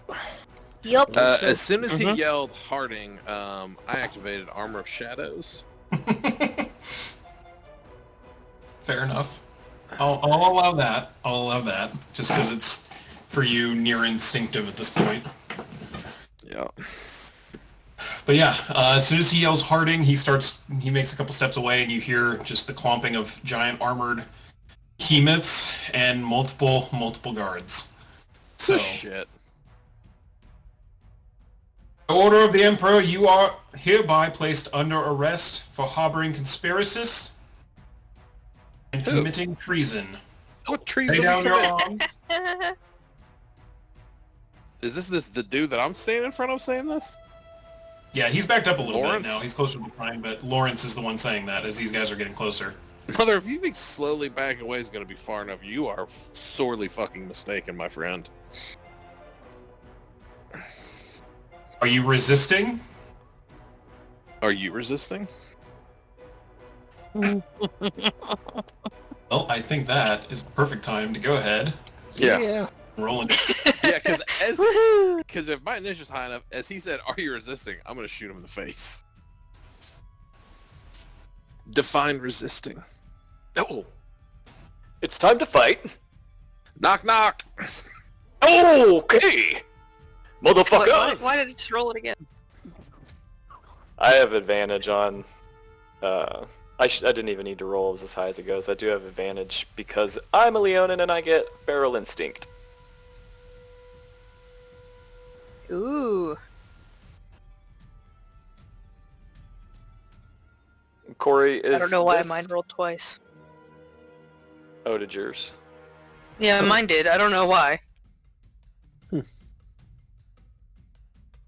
Corey, is this a Okay. drop-off in front of us? Like, what's this terrain like? Yeah, there's a little bit of a ledge, as this is on like a raised hill. Okay. I know I forgot to do something. Is Sir Lawrence on the map? He is not at the moment. Okay. I did not have a good enough token. I didn't have a good token for that, so. That's okay. He won't be on the map for much longer anyway.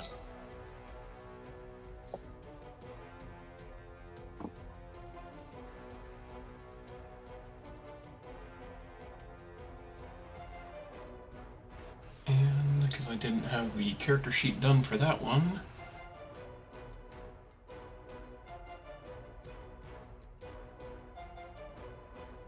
Alright.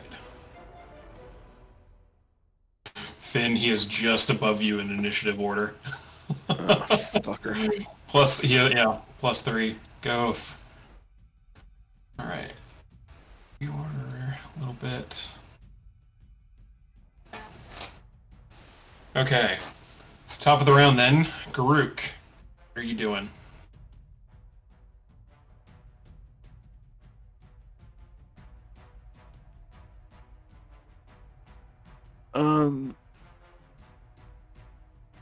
Yeah, Resisting.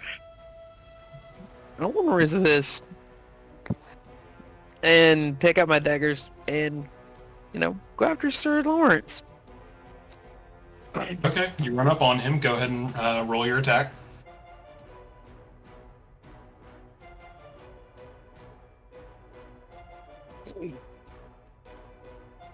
The first one hits, the second one misses.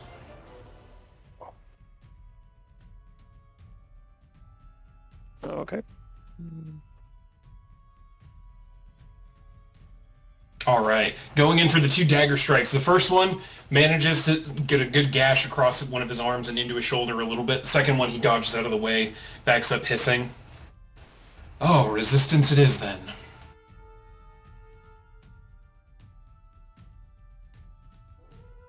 Anything else? Nope, that's it. Alright. Tez, it is your turn. Okay. I know better than to rage around my friends. So, I'm going to use my movement. And I'm going to run straight to this light blade right here. As soon as I get there, I'm rage with my bonus action. The blood vessels in my eyes pop and my hair sticks up and I look fucking terrifying. And with that, Please roll a d8 for me. everything gets a little sketchy around me, starts to crackle. 4. 4. Haha. Magic infuses one of my weapons, which would be the Fighting Lion. Until my rage ends, the weapon's damage changes to force. And it gains the light and thrown property within a normal range of 60. So, Long if range the weapon... is range of 20. Okay, yeah, and if the weapon leaves my hand, the weapon reappears in my hand at the end of my current turn. I'm gonna go reckless on this motherfucker and make my 2 attacks.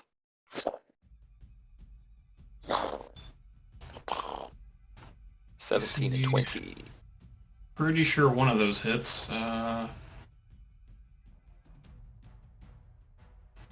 Yeah, the first one hits, the second one misses. Or more accurately, it clangs against the armor with no effect. Okay. So... 21. I roll another D8 to see what the element is, right? I thought that changed it all So to that force, right? Yeah, that's all force damage. But the second portion should be cold. So the first hit of the 17 is all force damage. Which... Okay, yep. That is not on their list of anything. So, yeah, the first we'll say first hit slams into the armor a little bit, doesn't dent it too much, but you bring the hammer back around into a second one, and that seems to hit for a little bit more at that point. You make a pretty good dent into it, kind of makes him oof a little bit. You hear some of the like lightning and magic infused armor start whirring and crackle a little bit. It seems like you've made your mark at the very least. Yep. And with Reckless, hits against me are advantage. That is correct. That. Yep, that's it. All right. It is now the two light blades' turns. That first one that you just wailed on a little bit. He just kind of looks down at you a little bit, glowing red eyes from his helmet, as he brings up a very large axe. 2 strikes against... Actually... No, he's going to go ahead... As he brings the axe up, it's kind of a reactionary movement as it brings up his chest a little bit, so your eye level is now met with this blinding flash of light. I need you to go ahead and roll a Constitution save. Alrighty. Oh god, I got +6 too. Oh shit, I have my advantage on still. It doesn't matter, those are both shit rolls. Uh-oh! Oh god! So, you take... Oh god, I forgot that rolling always does something weird. So it's... Oh god, I did roll a 12 on it though. Oh no, I rolled... The first one's a 7. Never mind. You take 14 points of lightning damage. And you are stunned. But so is that light blade as this giant explosion of energy flashes out at you. Just dazzles you, kind of stops you in your feet. Like, oh, okay. And the light blade seems to power down a little bit while that happens. The other light blade, though, is not doing that because he did not have a giant barbarian right up on him. He is just gonna fucking beeline straight up this hill right for you guys. And to be fair, I had you guys moved up here a little bit. If you want to move where you think you would probably have been for this, you can go and reposition. Garuk, having already attacked, is still right there, and Finn was up here, but... Yep. Yeah, I was definitely not up here. I had stayed back by the, where we were on the path. Garuk would be up there, fighting at the dude. Mm-hmm. Where's the shrine? The tree. So the shrine itself was right underneath this tree. Okay. Yeah, so I had walked up to the tree to talk to him, so I assumed you guys were a little Garuk's ways now off. up there stabbing a dude, so... Where was the path that we came from? We probably came from like the You guys would have came from that southwest, direction. Yeah, you would have come from the southwest area.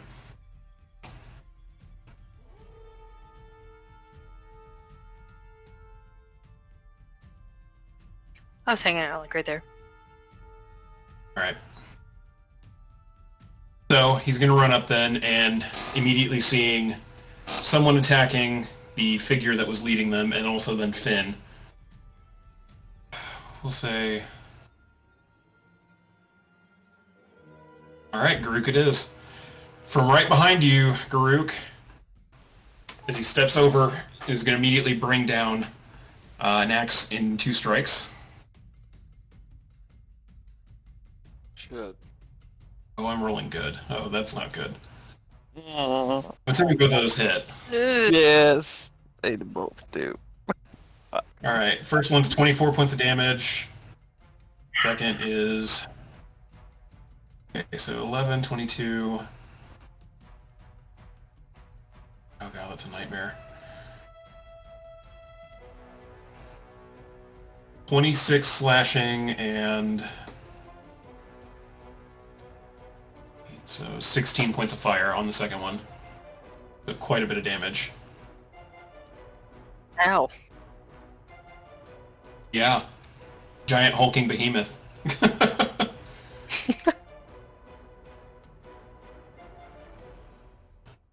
Alright. With that, he's just now sitting there trying to keep you pinned up against that wall with Sir Lawrence there. Taylor, it is your turn. I'm gonna shoot that light blade here. Alright, go ahead and take your shot. But I'm gonna cast Hunter's Mark on him. First. It's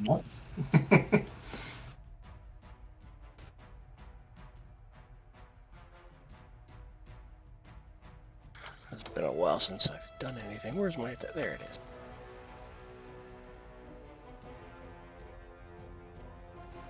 That's a hit.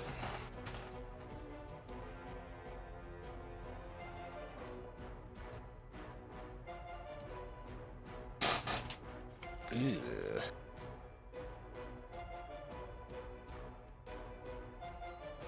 Alright, 9 points of damage as an arrow sinks into one of the weak points. As soon as he like kind of twists a little bit, arrow shaft breaks off. And I'm gonna move. I'm fine right there. Actually, I'll move a little bit. Okay, you still have your second shot, don't you?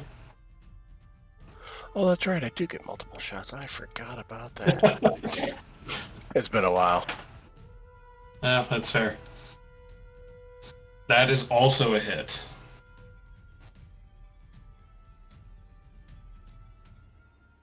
God damn. 7 points of damage. Screw you, Hunter's Mark. Oh, Hunter's Mark.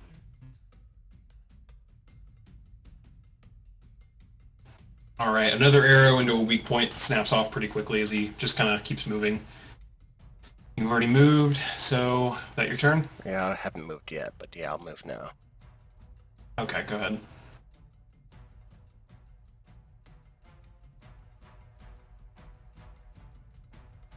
Alright. Alright, it is now Sir Lawrence's turn. Bonus action, he is going to go ahead. You watch him pull out of a pouch at his belt a small little round pellet, throw it at the ground, and immediately the entire area around Garuk the Lightblade and Finn is now heavily obscured as a smoke bomb goes off. So then, I'll say he starts trying to make a way, like he seems to be doing something to try and get away. Garuk, you get a attack of opportunity at disadvantage. He is very hard to hit right now in the smoke. That is a miss. You take a swipe where you think he's about to be, and he's gone. With that, he seems to just disappear. You guys don't have any kind of line of sight on him with a heavy cloud of smoke going on around here. And it is your turn. Alright. So, I'm going to cast Hex with my bonus action. Put Hex on the Lightblade. I'm going to give him disadvantage on Constitution checks. Then, I'm going to grab Garuk, and I'm going to say, fuck, hold on to your nipples, and I'm casting Thunderstrike, and fucking blooping. I think I can move. I can teleport, I think 90 feet. Hold on, I'm trying to see. An occupied space within the range. So yeah, within 90 feet. So I'm going to grab Garuk because she is light enough that I can carry her, I think. How much you weigh, Garuk? I'm pretty light. I figured. Yeah, no, I can carry Garuk. So yeah, I'll grab Garuk. Thunderstrike or Thunderstep.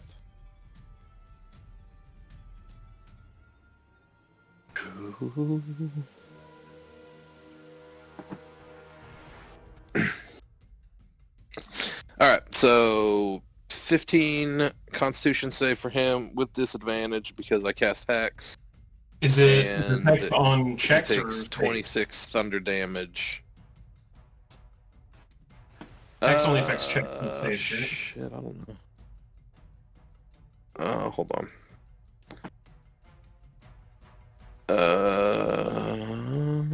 Hold on, I was looking at the wrong spell. No, goddamn it, wrong spell again. Disadvantage on ability checks made with the chosen ability. Okay, so not saves. Alright, I will keep that in mind for the Constitution. Where are I guess you not. popping up? I'm gonna go like back here. All right. Yeah, because how fast can that fucker move? Hold on. He's got quite a bit of movement. He can move. He's got about 50 feet of movement. Oh shit. Well then I'm gonna go the fucking full 90 and I'm gonna pop all the way like back down here. Damn it, fucking turn order's in the way. Hold on. Yeah, I'm gonna pop way back here. Alright. You both reappear behind where the twins had been. The light blade over there is still pretty heavily obscured. It's kind of harder to hit now. But you have a general sense of where he is because of Hex. And go ahead and roll your, speaking of which, go ahead and roll your Hex damage.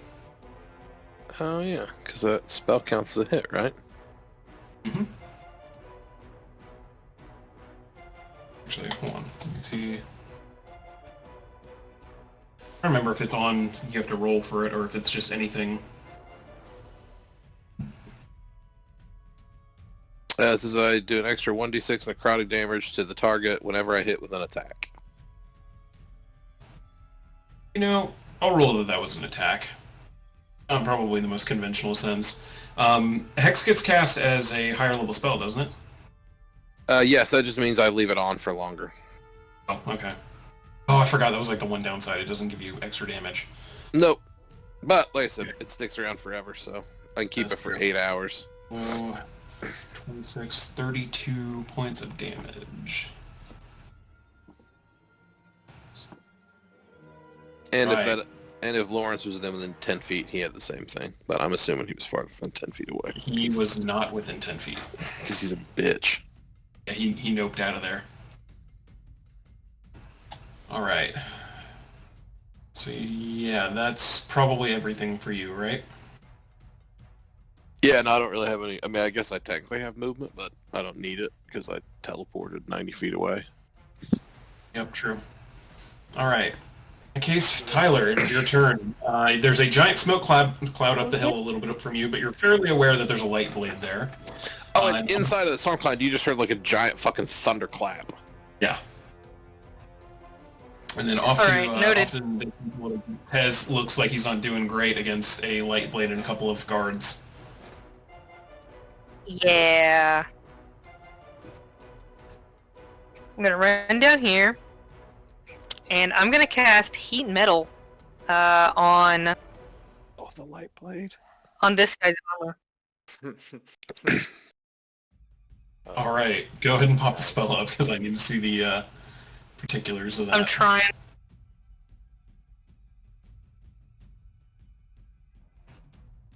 Well, if there's a human inside of that, it's not going to be good. Yeah, I want to say I tried this with one of those guys we had to fight in Matt's game. Yeah, you did. He just dropped his sword and shot you with his crossbow. There's a rule to it if someone's wearing plate. And you Yeah, like it takes some time to take it off. Yeah. Yeah, it's definitely one of those like use on people wearing armor because they are fucked. It's copy and paste. Yeah, choose a manufactured metal object, such as a metal suit, or a metal weapon or a suit of heavy or medium metal armor that you can see within range. Glowing red hot, any creature in physical contact with the object takes 2d8 until when you cast the spell. Until the spell ends, you can use a bonus action on each of your turns to cause it again. If a creature is holding or wearing the object, the creature must succeed on a Constitution saving throw or drop the object if it can. If it doesn't drop the object, it has disadvantage on attack rolls and ability checks until the start of your next turn. Okay, well, Yeah, dude, heat metal's a fucking game changer against armor. yeah, it's one of those skills I Crazy. try to keep on me at all times for your game, just Love because heat it's metal. a dickhead thing to do. So good. All right, so the object It's a takes a dickhead 2d8. thing to do. So that is you cast it at 3rd level. So 15 points of fire damage, which I think. Okay, the armor does heat up, and it does deal him some damage. It doesn't. It takes a little bit longer than you're expecting to heat up. You're expecting a near instantaneous blaze of metal warming up, and instead it seems to be slowly going. So it's not quite. It's almost like it's resisting the effect a little bit. Alright. It does seem to be And heating up. I'll do a bonus action healing word on our lion friend. Oh, All right, go ahead and roll for that. Didn't mean to cast at 3rd level, but there it is. 12 points. You cast it at first or second? I'll do it at 2nd. Okay, so there was a 1 and a 3 were the first two. 3 were the first two, so 4. Yeah. You get 9 points of healing, Tez. Awesome. Thank you. Oh, thank you. Yeah. Wait, I can't say. I'm stunned. Yeah, you're still. Yeah, you're sitting there kind of slack-jawed like, oh. All right. With that, it is the guards' turns. First two up, the two on Tez. You are currently stunned. They have and they're flanking, so they have advantage on you. Okay. That You're both going to advantage poke at is you anyway. with spears. And reckless. So I mean, we got That's they've all got advantage. Yeah, that's Triple all We advantage got anyway. triple advantage. Yeah, they draw swords and start poking at you. Good thing it doesn't stack. God damn, Corey, how many natural 20s you gonna roll? That's the third one. I told you guys that I'm making up for all those bad rolls I've had the last couple games. Yeah, those both hit. I warned you. I warned you that this was going to happen. Is this slashing? Yep, it is slashing damage. So you are resistant to it, and they only Yeah, get one attack because they are okay. not light blades and are not that fast. They're just standard ass Gotcha. infantry. So total 8 what was that, points. 16. Yeah, 8 points of slashing damage total. Okay, cool. Yeah, you're doing fine. You know, Yeah. so far. Yep. The rest of them.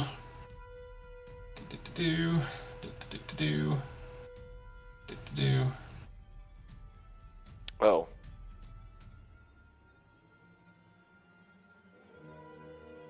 I'll start running down here.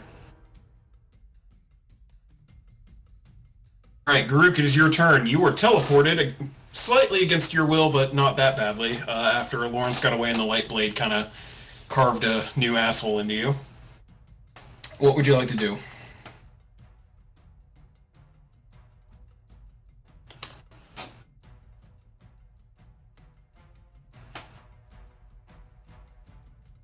If you're talking, you're muted.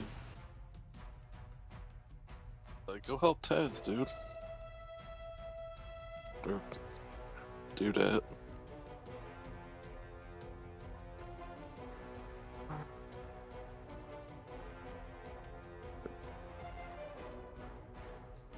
Where are you going, Garuk? Yeah, I'm gonna move right here, Okay. and I'm gonna pull out my short bow, and I'm going to attack the guard that is down from Tez. Alright, he is currently engaged, so you do have advantage. Or, never mind, not advantage, just if it hits it, you get sneak attack. 18, that is a hit. Go ahead and roll damage. Nice. Fuck. And don't forget your sneak attack.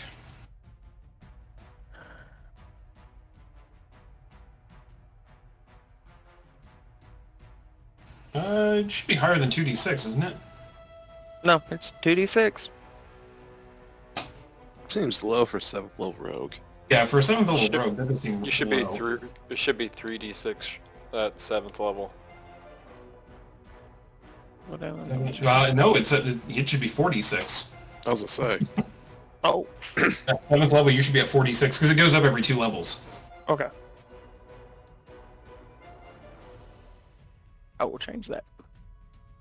So yeah, go ahead and roll. Go ahead and roll again. We'll just add that again, but then you can fix it. It's 15.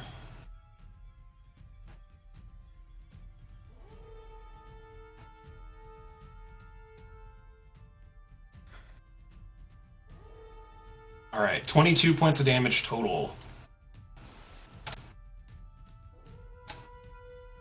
Arrow just kind of sinks into his back. He falls over a little bit and just kind of looks over at the group of you over behind that stone.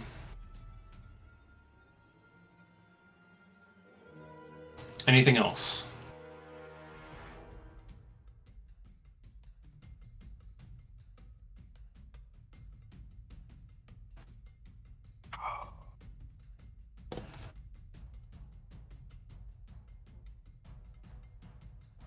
Nope, that'll be it. All right. Tez, it is your turn. You are stunned. At the end of your turn, you are no longer stunned. Well, if I'm stunned, I can't do anything. Exactly. Because I'm you considered just gotta sit there for incapacitated. 6 seconds, and then finally you shake it off a little bit, but by that point, everyone else is moving. Yep. Including that light blade in front of you. Mm-hmm. That light blade is also stunned, although he's not moving either, because he's stunned for a round. Nice. By the end of it. It just says he's stunned till his next turn, right? Let me see. So he's not stunned. Because he went before the light blade, right? So his next turn would be now, so he wouldn't be stunned anymore, right? Says he's stunned for 1 round. It says he's stunned until his next turn. At least in the Roll20 chat. Well, the stunning light says the light blade is also stunned for 1 round.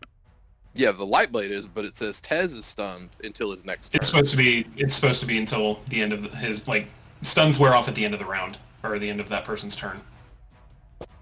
Oh, that's right. Okay. Yeah, it's one of those things that clears up there. So, light blade is also stunned though, so he doesn't get to wail on you. So you both are still just out of the count, but now neither of you are stunned, so at the very least you'll have a fighting chance, potentially. Nice. The other light blade though. The other light blade's still sitting in smoke, and he's not entirely sure what direction you guys went in. So, we'll say... 4. Which way is he going? Please say north. He's just going... Let's say north. Into the tree. 1, 2, 3, 4, and he rolled a 3. So he's just going to bolt straight south, make it out of the smoke, stop, and look over at Garuk and Tyler at this point. Garuk, who looks familiar at this point. I'm just going to run up. Say, oh no. Yeah. Pull out the same axe. Make 1 strike at you. You duck out of the way, makes another strike. Oof. Goes to bring the axe back up, and as it does, one of the arrows that was shot into its back by Taylor earlier causes one of the arms to just stop midway on the swing. Almost drops the axe entirely. No attacks successful there. It is standing before you at the moment. Taylor, it is your turn. I'm gonna shoot that same one. Alright. That reminds me. We'll go ahead and throw...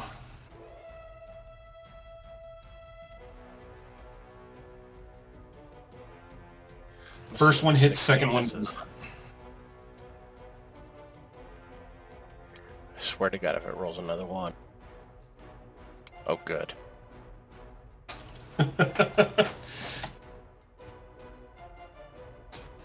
Alright, another arrow sinking into a weak point, this time in the chest. That same arm is just trying to get moving with the gears. Not quite moving properly, so you definitely helped out there. Any movement on your part? Nah. Anything from Kisa? Can Kisa... Well, nah, he's gonna bite against an armored opponent. I don't think that'd go very well. Fair enough, alright. I'll have her move And up it a is your little bit. turn. You are not able to currently see Sir Lawrence. He is effectively out of combat.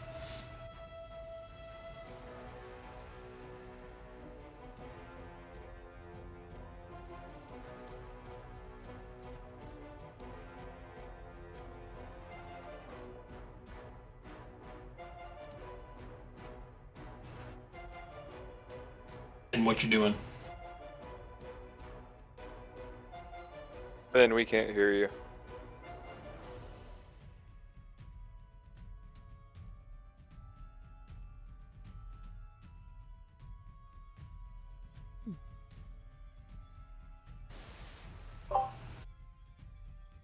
Matt, you still there?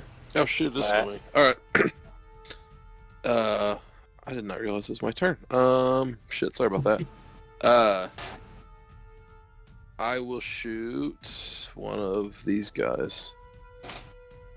Actually, I'm gonna move Hex to this guy and shoot him. Okay.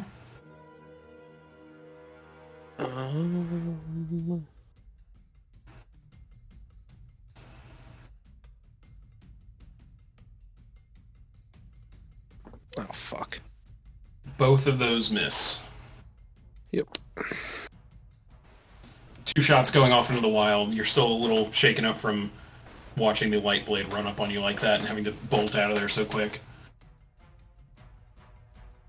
Any movement? No, I'm good. All I right. guess I'll move back a little bit if these guys are running towards me. I'll back up. They're starting to charge. Alright, Tyler, it is your turn. Alright, first, gonna spend a bonus action to do the heat metal. Alright. Let me roll it. Yep, go ahead and roll it.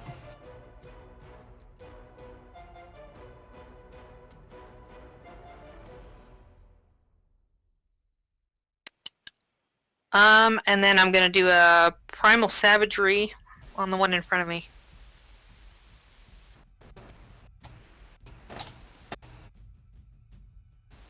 Alright, go ahead and roll your attack.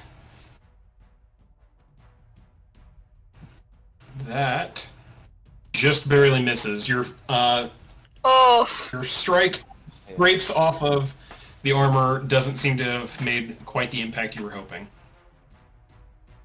Alrighty. That's it. Alright, it is the Guardsman's turn. Both of them, these first two are going to attack Tez again. They still have advantage because flanking this time. Only a single advantage.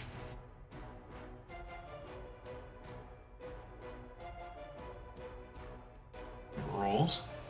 There we go. Hit. Miss. Alright, one of them...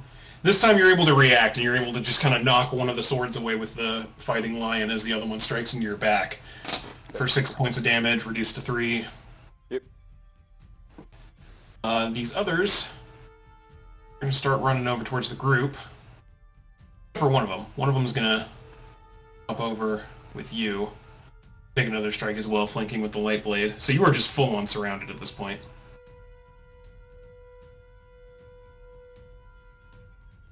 Hit. Oh, yep, it does.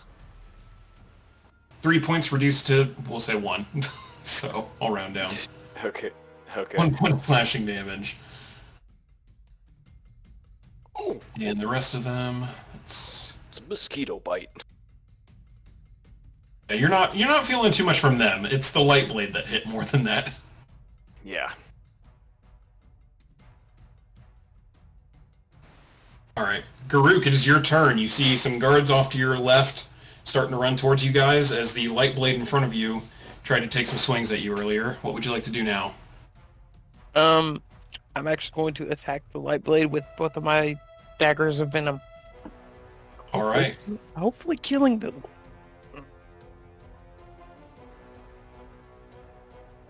That first one's a miss.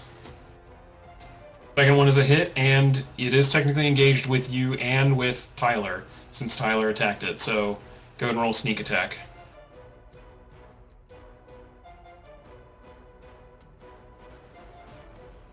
A lot of ones tonight.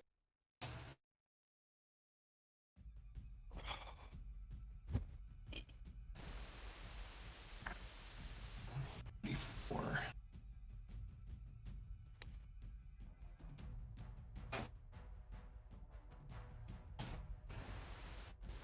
All right.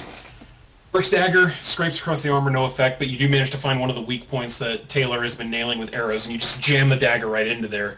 And you feel it impact something that was not metal this time. As you pull it back out, blood comes off of it, mixed with the poisonous ichor coming off of your dagger. That one seems to have landed pretty well. Any other actions?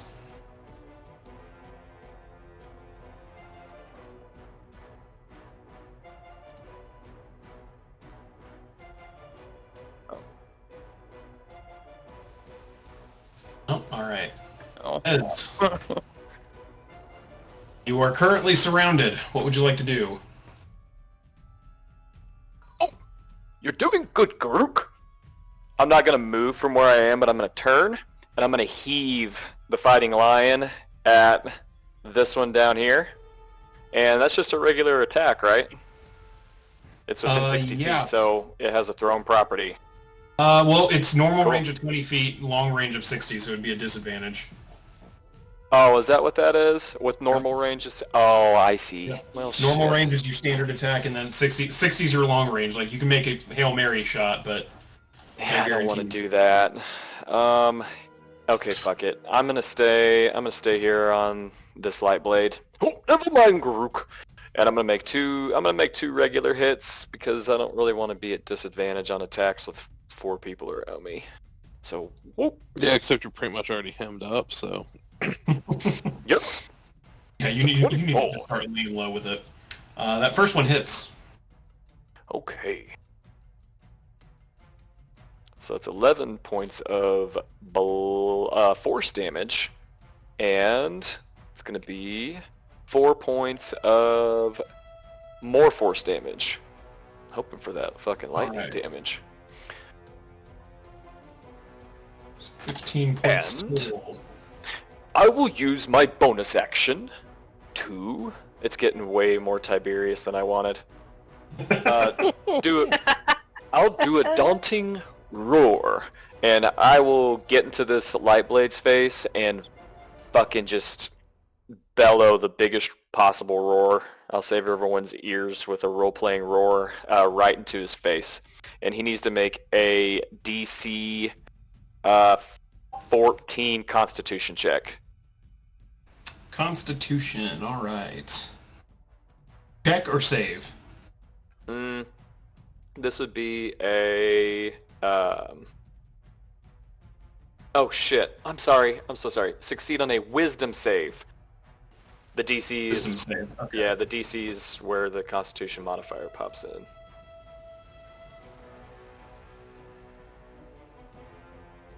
Oh, why did I not want to roll? Wow. Do you have Dungeon disadvantage full of from natural the 20. Do you have disadvantage from the heat metal? See, doesn't no, drop the probably object. not. Has disadvantage on attack rolls and checks.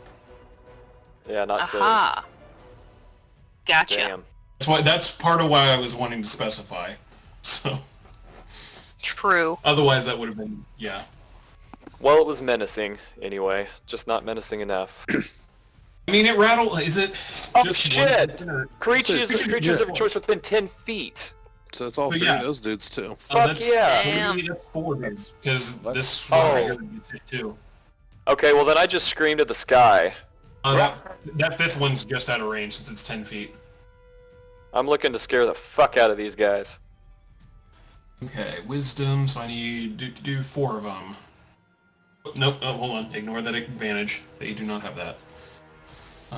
We'll say that, you know what? Fuck it, that's 2 of them right there. So both of those fail.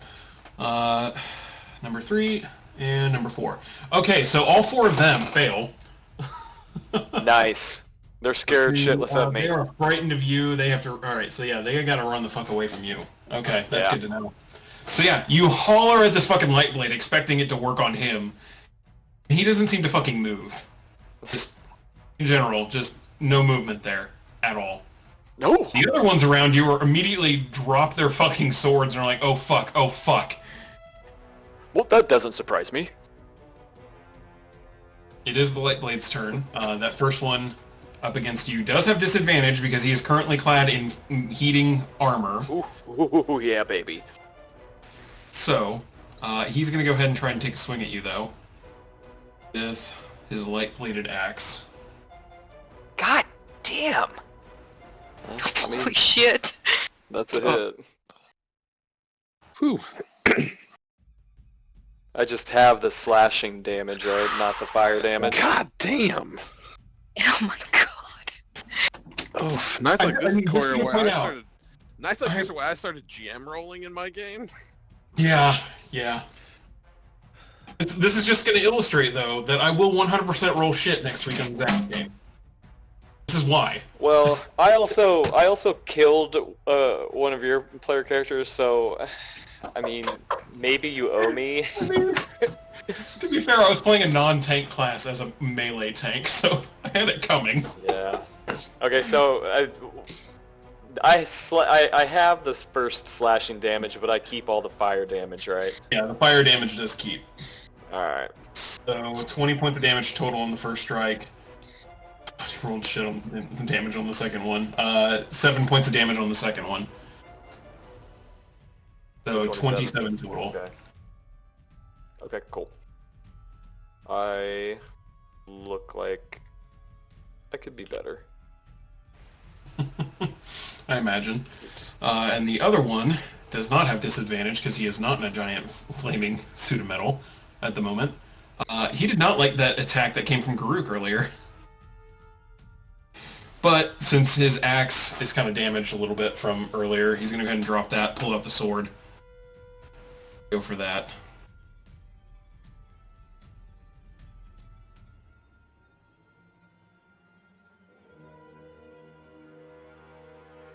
I'm assuming that second one hits you, Garuk, and not the first one? Yes. Yes. Alright, 18 points of damage total to you. I hate you, Corey. Well, I mean, you're a rogue. Your whole thing is supposed to be, fuck, run away and then shoot later. Do you not have evasion or anything? Should. I do now. At 7th level, you should have evasion. Yeah. It's good for dex saves, but, I mean... Yeah. Right. Well, what's the shit that halves? Is it uncanny dodge or something? Yeah, actually, he should have uncanny dodge. Do. 5th level. When you get hit, you use your reaction to have any attacks against you. I think it works once, right? Once per turn, should I be- think. Once per. Yeah, Once once per per round. Yeah, once per round. Yeah. Yeah. Like, if you're getting hit multiple times, you can only do it that one time. So, if Right. you want to do that... Yes. Kendall, you I will do that. Alright, so you take 9 points of damage instead, then.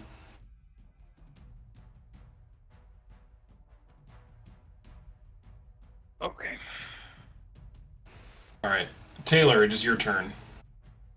Gonna shoot the same guy again. Alright.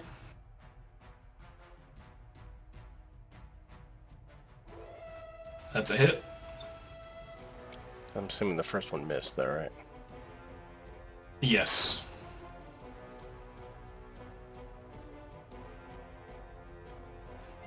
God, Hunter's Mark fucking suck. That's 3 out of 4 rolls for that. God damn.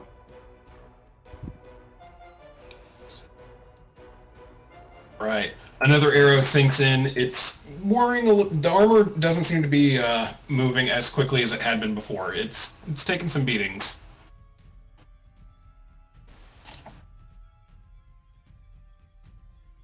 And, yeah, that's it. Alright. Finn, you're up. Because that bitch Lawrence is officially run away. Fuck it, that light blade's pretty beefy, so I'm gonna move my hex back to him. I don't know, I'll put disadvantage on constitution checks. And then I'm gonna try to shoot him. Twice. Alright, go ahead.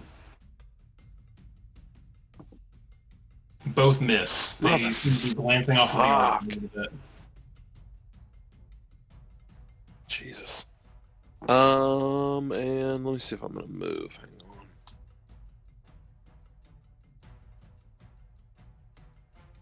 on.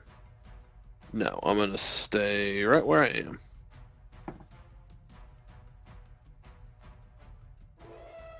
So yeah, that'll be it. Tyler, it is your turn. Alright, gonna do some more heat metal.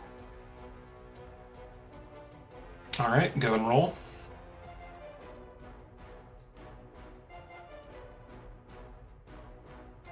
Alright.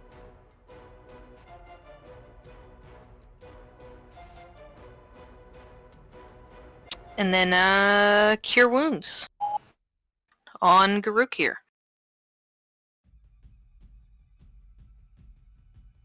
Alright, you reach over and tap Garuk.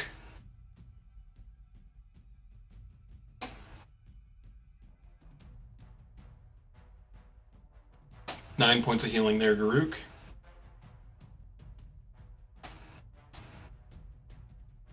And that's it. Alright.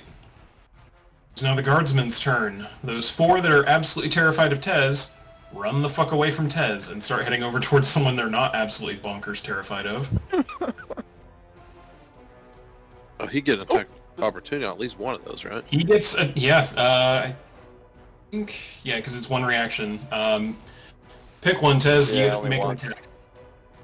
Yeah, the one that was up top, that one right there. I'll make an Alright. attack. That's gotta Yeah, hit. Oh, yeah, that hits. Okay. 15 points of force damage and 4 points of more force damage. Shit. That's the second time I've done that. Alright, you smack him in the back as he runs away. He's like, oh god, leave me alone! Ah! But as those ones leave, one comes up here and takes a spot. He's like, I'm not so terrified. Tries to poke at you with a spear. Really, when those 4 ran away, Tez looks back and went, oh, I didn't really want them to do that. Miss. Right. The other one misses too, so... Oh, wait, shit. Advantage. It's advantage, because I'm... Yeah. God Oh, boy. Damn it! Not Stop it! good. Not good, guys. Not good. I think I'm going to switch to GM rolling after this.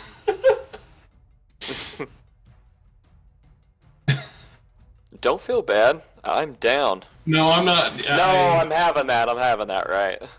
Yeah, you have that. So, and it's not even the full thing. So, it's 8 times 2, 16. So, 18 points of damage.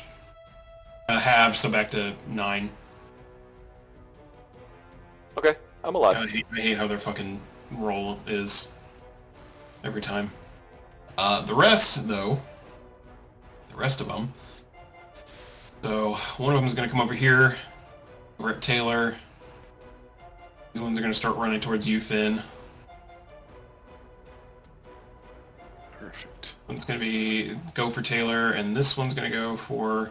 This one's going to start going for Groog and then realize that the wolf is probably with you guys and go for the wolf as well. So, one attack against Taylor, one attack against Kisa.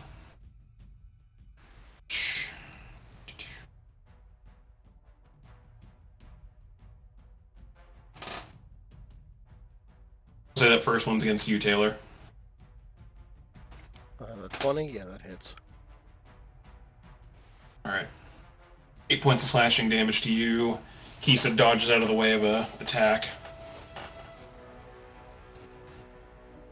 And that is their turn.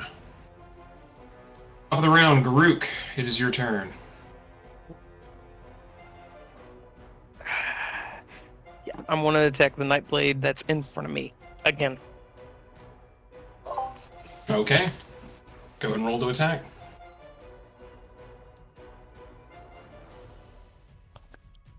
The second one is a hit.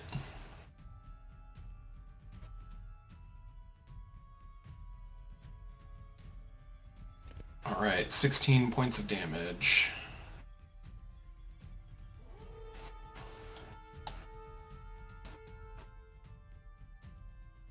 He's not looking too great at this point. Yeah, the armor is definitely starting to creak a little bit more with every move. It's not able to move and dodge as much. It's taking some hits. Anything else?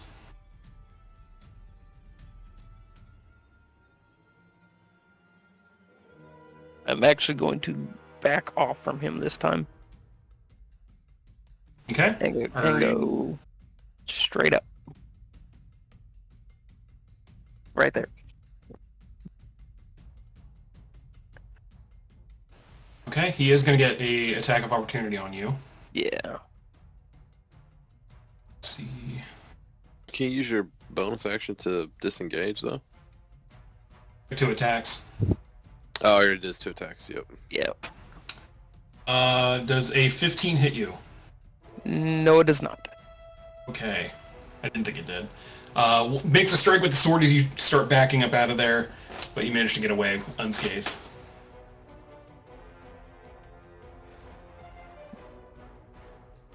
Alright. Tez. You have significantly fewer people around you. But, what would you like to do? That is true. Golly. I mean, I'm so close to being fucking dead that I may as well just take a risk. Okay, so I'm gonna go reckless. And I'm also going to Great Weapon Master.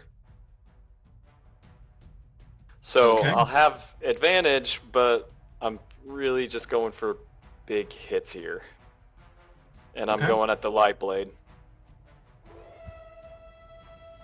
Fuck, it doesn't hit. I can make the second attack without Great Weapon Master, right? Or since I called it, do I have to call it with each attack? I think it's know with how. each attack, so if you want to, you can make it without. Okay. Yeah, I'm gonna step back from that. Their AC's too fucking high. Okay, that hits. Yep, that does hit. Okay. Okay, 18 points of force plus fucking Force god again. damn. More force. 22. Alright. Let's see, it's on this one. Alright, with another hammer strike right into its side, you see part of the plate caving in a little bit more. Some of the energy starting to leak out from it. They're starting to take some beatings. The other one looks a little bit worse than this one, but both have taken some hits. Yeah, that's all I've got. I don't have any other bonus actions or anything. Alright. Lightblade's turn. That first one up against you is going to go ahead and make its axe strikes. Assuming a 10 misses. Jesus 10 Christ. misses. For the record, I could have rolled these without GM because I legit rolled at disadvantage for him a 10 and a 27 and then a 10 and a 10. So, Well, why are you rolling at disadvantage? Because 'cause of the he's- heat metal? yeah, because heat metal. Yeah. He would have had one attack, just to be fair. That would have been regular because I went reckless on that first one. Well, he rolled 10s both ways anyway, so. Okay, cool. So yeah, the metal at this point, it's super heated at this point, and he's having some trouble maneuvering around in there. Like, probably not doing great. You're not hearing any like grunts of pain or anything, but can't be pleasant by any means. It's definitely little sweaty. Yeah, it's a little seared and sweaty at this point. Just a little. So, yeah, just a little. The other one, however, does not have that disadvantage on him. And Garuk got away, so it's immediately going to turn to the druid, who had been striking at it earlier. I'm going to go ahead and reach out with that sword of his.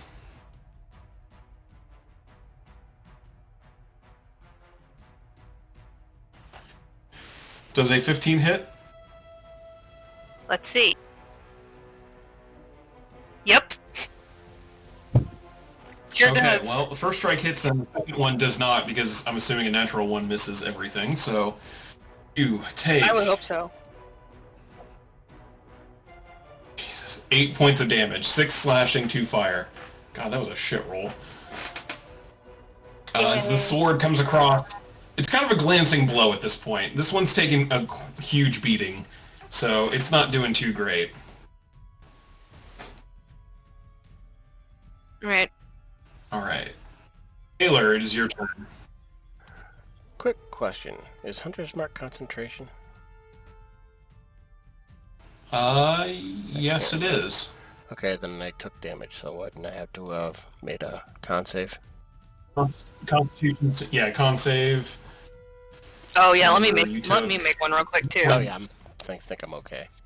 You're okay, you're fine.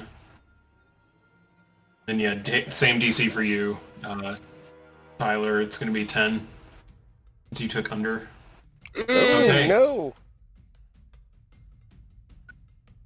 All right, and with that, Tez, as you start watching, you hear the sounds of Tyler getting hit in the background, and as she does, the armor of the light blade in front of you seems to start cooling a little bit.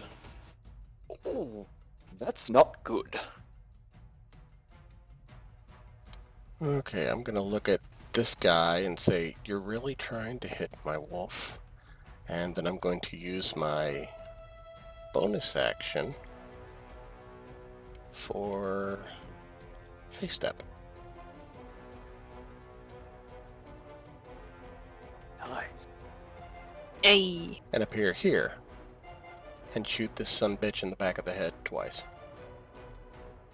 All right. Well, I should say, attempt to.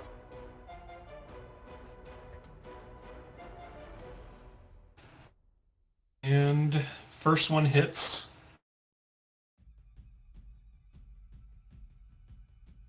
And then Kisa's gonna bite him. Oh god, how do I attack for Kisa? It's been so long since I went to... Ah, there it is. Also hits. All right, strength saving throw or be knocked prone.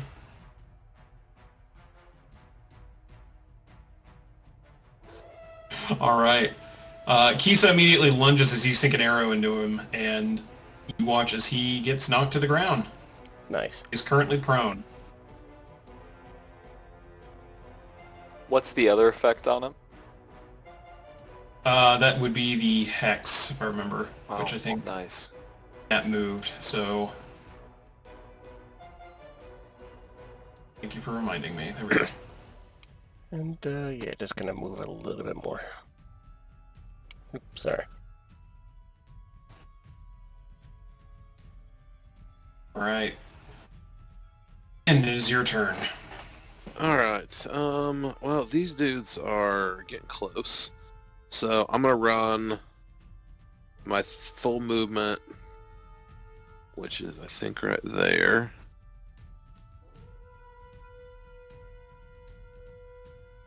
Damn it. I think... Yes, that was my movement. And then I'm gonna leave my hex on this dude, and I'm going to shoot him 2 more times. Which dude? The light blade. Yep. God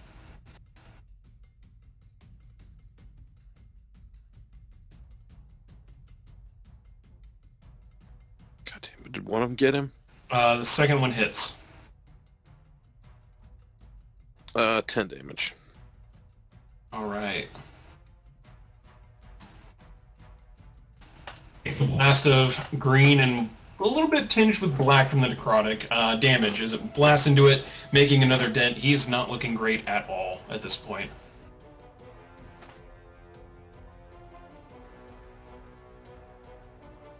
And that's it. Alright. Tyler, it is your turn. You have a weakened light blade in front of you, and the one you were heating up earlier is no longer heating up. Alright. I will also use my face step. Nice. Alright. Reposition.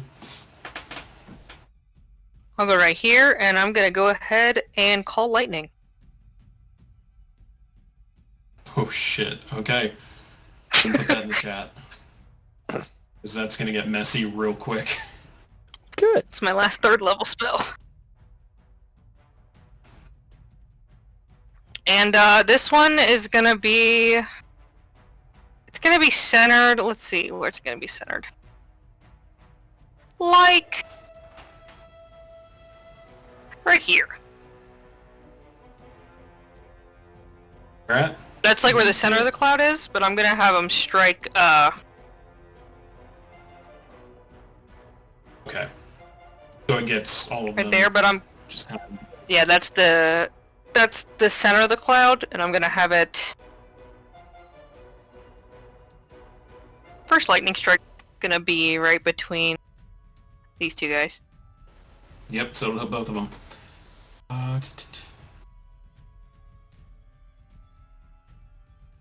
Okay, this isn't the spell I thought it was. I thought it was going to zap to everybody wearing armor. Okay, That'll be dex great when that save. happens. Yeah, I can't remember what. There's a spell that does that. I'm trying to remember which one, but.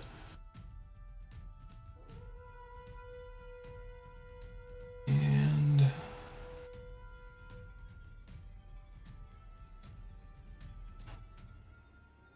Alright, your DC 16. The light blade makes Yeah. it, the other guy does not. So it is 19 total damage. You watch as that guard that had been attacking Kisa just gets vaporized instantly. Excellent. Thank you. The light blade, however, it's half damage, so 9 points. He's not looking great. Like, he is, at this point, barely... You were seeing energy crackling and emitting from multiple punctures and dents in this armor. Like, it's kind of a miracle he's still standing at this point. Awesome. I'll do a... Let's see. I was going to do a bonus action healing word, but on who? I think I can really only reach Finn at this Just point. use your face step, so... Oh, that's right. Never mind. My turn's Sorry, done. just trying to remind you. Would also Thank you. remind you that in the healing word, you also have that other bonus action heal. Oh, yeah. Just a reminder. Thank you. It is the guards' turns. Those 4 guards that were scared of Tez is now gone, and apparently that is supposed to last just until the end of his next turn, so they are no longer terrified of Tez. And they immediately start wondering why they thought they were so scared, because he looks pretty battered. But I figured the light blade and the other one probably have him, so this one's going to run down here and attack you, Tyler. These two are going to go for Garuk. This one's going to go to... going to start running towards you, Finn, figuring that the light blade will probably join it. These two are going to double back. Start heading there. One's going to head there. And there's another one on you, Finn. Alright, so... let's see here. First 2 against Garuk. Actually no, first one against Tez. We'll get that one out of the way. Sword Strike. 6, I'm assuming that misses. Yep. Alright, the one against Tyler.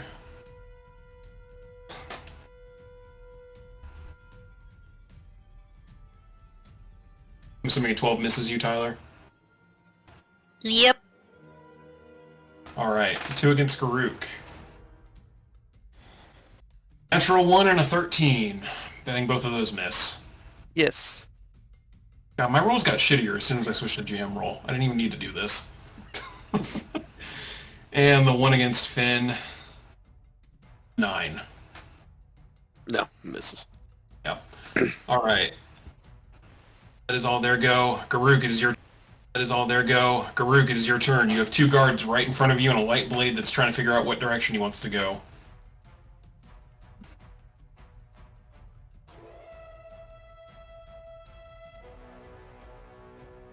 I'm going to disengage the one that's in front of me. And Okay. back off. Right there. And use a short bow to attack the one that was in front of me. Alright, go ahead and make your 1 strike.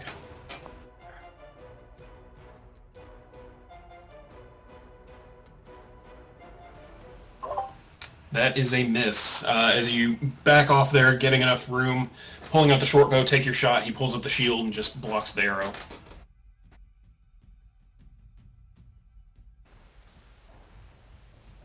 I think that was everything, right? Bonus action movement, all that? Yes. Alright. Tez, you're up. You still have a light blade in front of you. He's still, I'm going to say, just because even though heat metal has ended, he'd still have to cool down. Like, he's wearing a giant fucking suit of metal. There's no way that shit insta-cools unless it's Freon powered, so... He's still a bit toasty, and a bit slower as a result. Okay. My attacks against him are just regular, though, right? Yeah. Okay. I can't move because I can't risk 2 attacks. So whack, fuck, whack, fuck. Whoop. That's not good. They both whack into the armor a little bit and dent a little, but not quite enough to have impacted the potential human inside of it. I don't have anything else to do. That's it for me. Alright. That light blade that you just smacked, still a disadvantage because, yeah, there's no way he'd be cooled down by this point. Swings the axe at you. 14? Nope. Alright, and a 10, so that misses as well. Yeah, he's not doing great at this point. He's still sitting in a toasty suit of armor, so not the best. The other light blade, however, is not sitting in a toasty suit of armor, although he's barely standing. So let's see. I've got 4 potential targets I can make it to.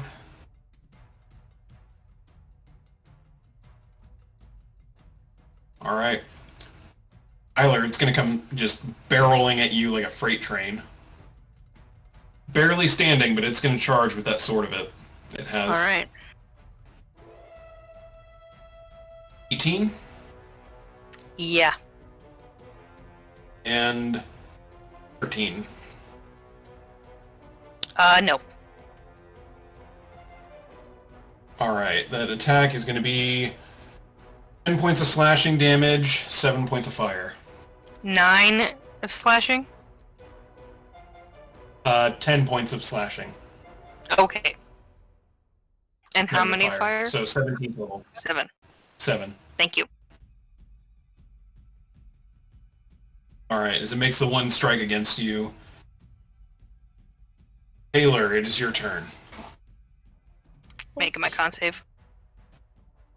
Oh, yep. Yeah, that's a no. Alright, with that, the call lightning fades. Meh. No.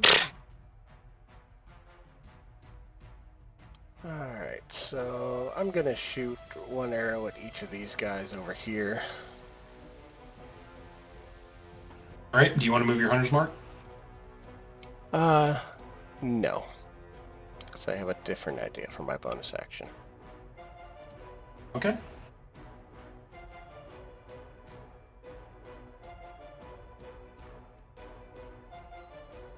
First one misses, second one hits.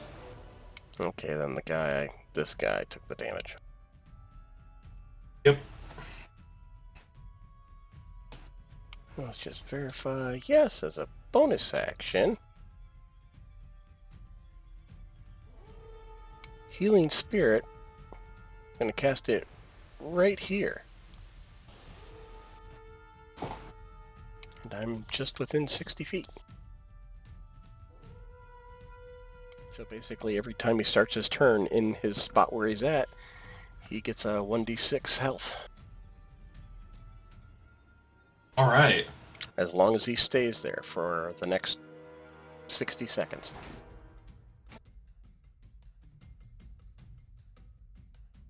Yeah.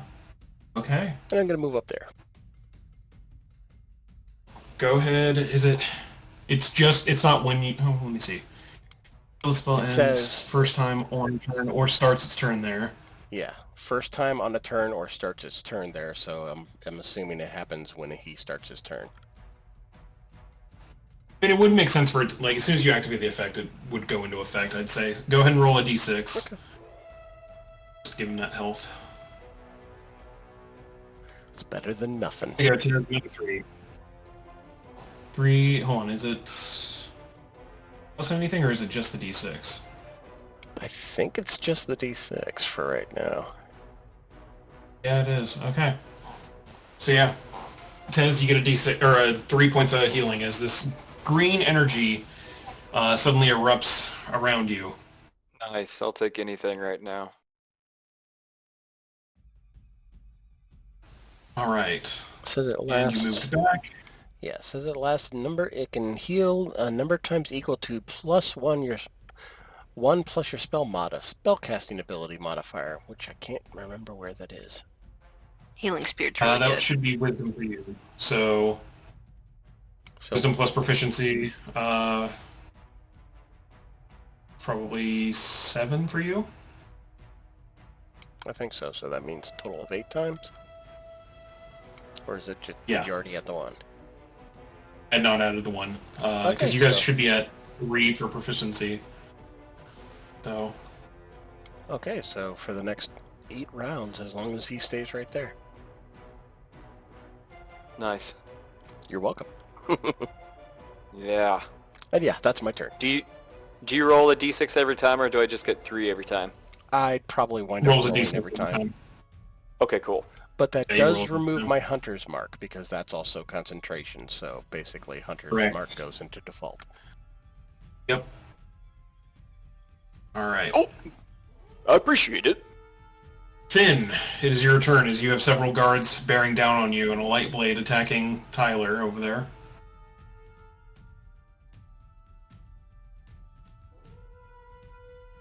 You're muted, Matt.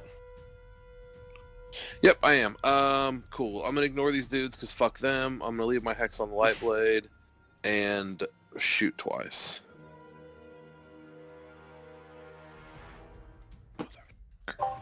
Well, one of those hit. Yes, I got his ass once.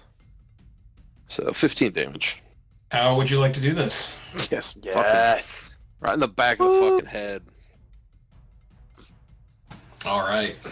Tyler, you watch as this light blade bearing down on you gets ready for another strike, and you just hear a ting off the back of its head that falls to the side. Hey. Light slowly bleeding off of it. You do feel a bit of a static discharge going off of there. As if you guys remember, whenever these things Oh, die, these guys self-destruct, right? Yes. God, no. they do. Shit. GTFO. So, I need you to roll a dex save as this thing gets ready to Oh, go yay. off. The good news is the guard has to roll as well. So, I've been rolling real good tonight. that guard Oof, really... that Right, continues. you rolled a 5, the guard rolled a Yeah. 2. So, Well, at least small victories. yep. So, as it emits a blast of radiant energy, you both take 11 points of radiant damage. Ow. Which, I recall that guard had already taken some hits. Yeah, that guard falls over dead.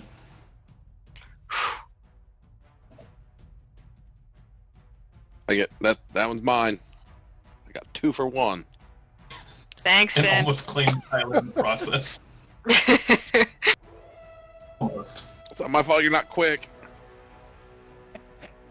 Alright. Anything else, Finn?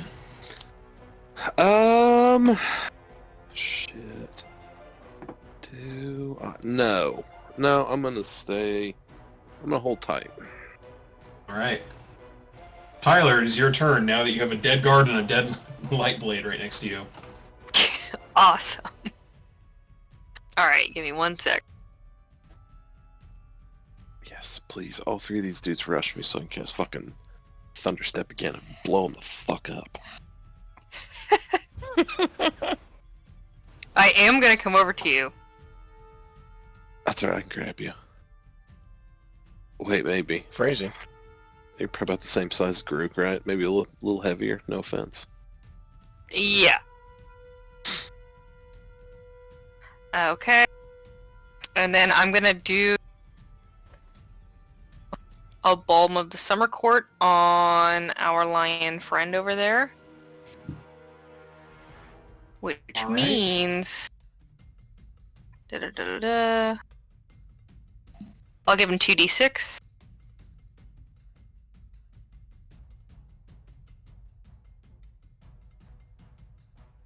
Wow. It helps. Impressive. No, I feel better. And I'll do a Primal Savagery on the dude in front of me. Alright. Tez, in addition to that 4, you also get a temporary, 2 temporary hit points. Oh. Nice. Woo! Thank you. So, yeah. 4 normal health, 2 temp. And go ahead and roll your primal savagery on the guard. 25, that definitely hits.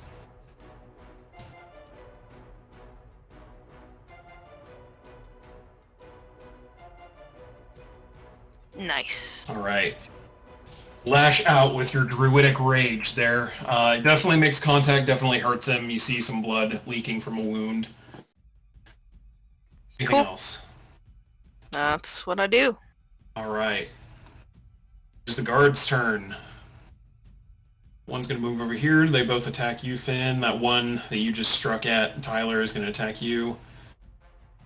These guys are going to go after Kisa, because Kisa's still over there, and had recently tackled a guard. The one's going to run, running up that hill towards Hole. Oh well. Those two...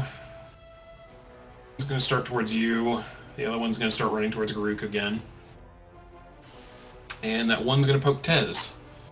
Right, so we've got 2 against Finn. 12 and a 15. No and no. Alright, the one against Tez, 12. 12 does not hit. And the one against Tyler, Jesus Christ, another 12. Nope. Alright, so they all miss. Oh, and the one against Kisa. Wasn't a 12, but it was a 15. Hits. AC of 13 on her. Alright. 4 points of slashing damage.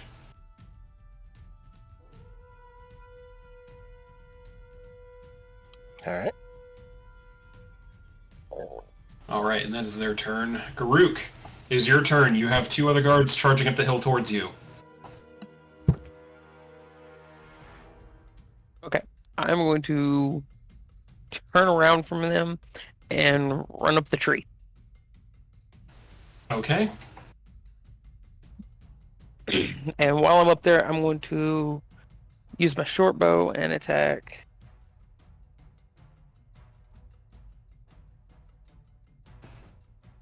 That one right there. Okay, go and roll. That's a hit.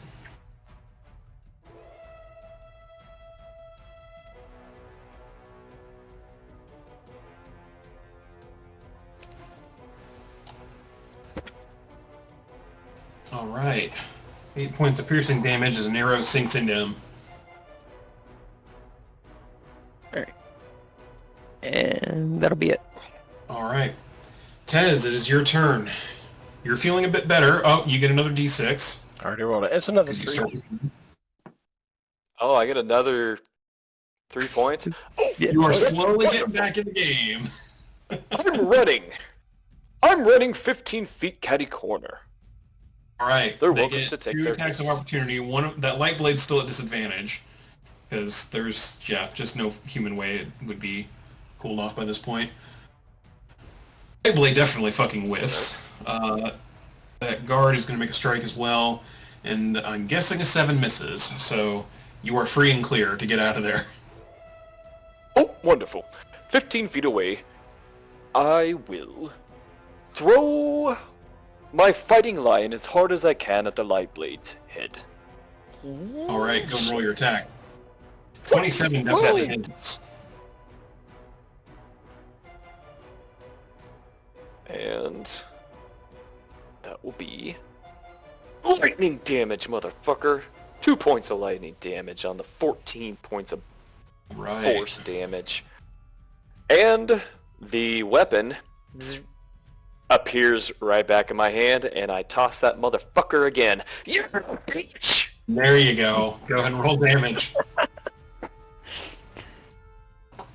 And that damage is poison. Probably resistant or something to that.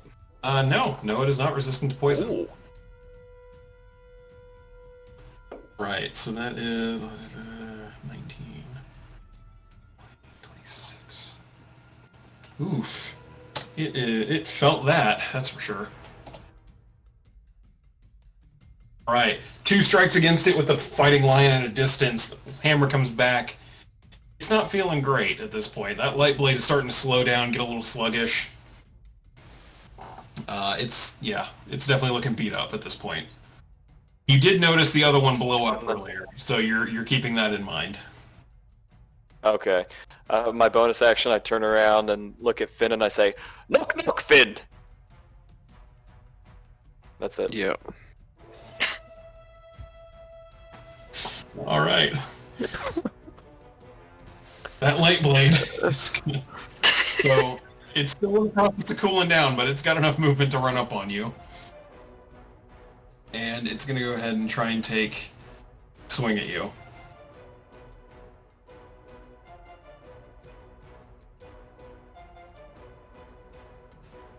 It is a 16? 16 does hit. Okay. Jesus, and another natural one. I'm starting to level out a little bit, I think. Take 6 points of slashing damage, reduce to 3, and 6 points of fire damage. I can do that. So 3, and then you said 6 points of fire? Okay. Yep. Still alive. Alright. Yeah, it's barely hanging on, but it's determined to try and get you. Because you were a giant threat. Taylor, it is your turn as you see one of the guards running at you and 2 guards running at Garuk up the tree. I'm gonna shoot that one that's running towards me. Alright. Take your shots. One arrow goes wide. Both go wide. Second one gets a little bit closer at that point, but still not on target quite yet.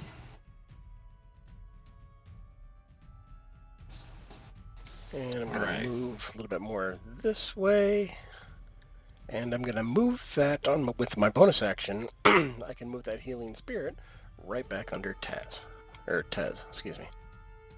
You? Oh, you can move it. Nice. Yep, That's a you can. bonus action. Yep. Fucking awesome. Alright. The green energy lights up from underneath you, Tez, once more.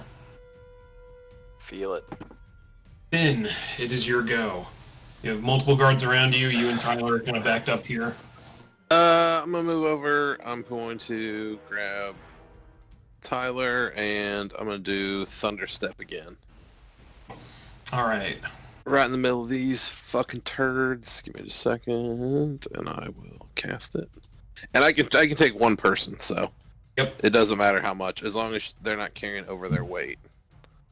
So, these guys are fucking deli meat. And I'm teleporting over here, close enough to that light blade, because I know Tyler's going to get to attack soon, so. Well, they all failed. Right. God, I didn't have just shit constitution for soldiers. What the hell?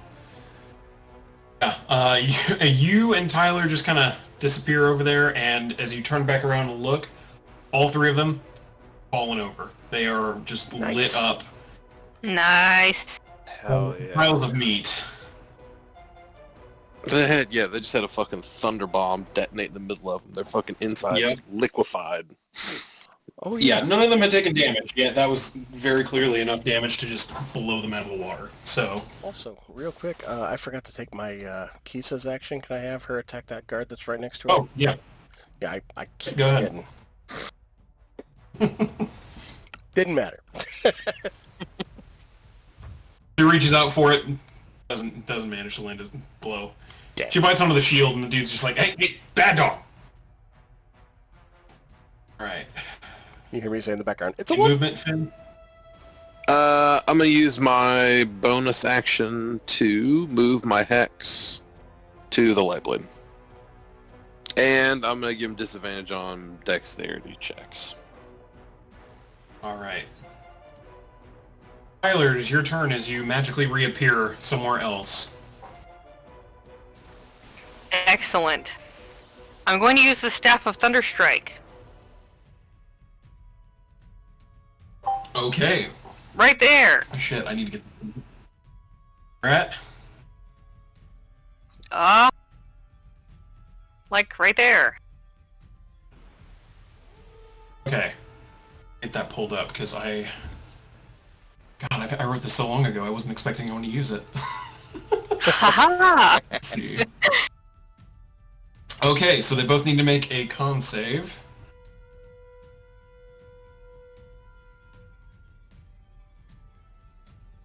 Lightblade makes it. And the guard definitely does not. Jesus, I really did not give them good stats. So, go ahead and roll All your 4d12 thunder damage. Will do. As you guys watch, Tyler lifts up her staff and just smacks it into the ground, and immediately another lightning bolt, similar to what she had called in earlier, but with a little more heft, strikes right behind the guard and the light blade. Let's save. Okay, the light blade is still standing. It's going to take 10 points of damage. That other guard, though, he was one of the ones that had taken damage earlier. Oof, yeah. You watch as the guard gets blown towards you guys, in like general direction, towards the hill, and in the process just gets vaporized along the way. Yes. So a pile of ash and armor lands gliding into that hill with the force of that blast. All right. And I'll move right here. And all right, That'll be my turn. move, and as you do feel a little bit of energy still residing in the staff. Sweet. All right. Guard's turn. Well, there's significantly fewer of them. These two are going to run. I don't really know what to do with you up in the tree group, so they're just going to try and chuck their spears.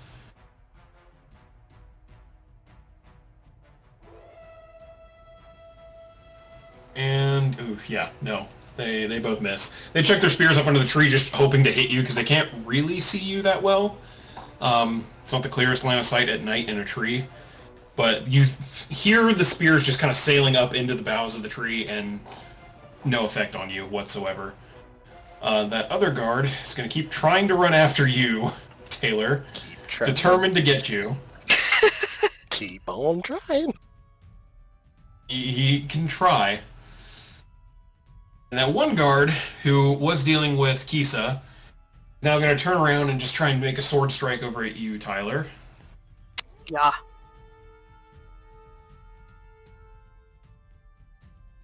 Does a Yeah, that 16 hits. hit? Yep. 5 points of slashing. All right.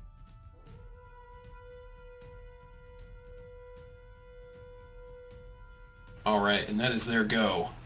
Brooke, it's your turn. There are two guards still below you, trying to chuck stuff up at you. Alright.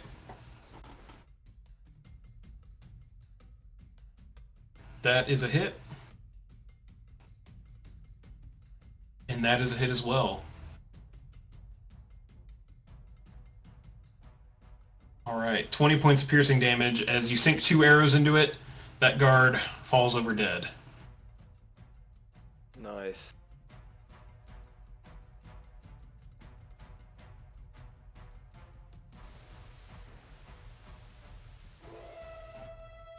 Any movement, Garuk?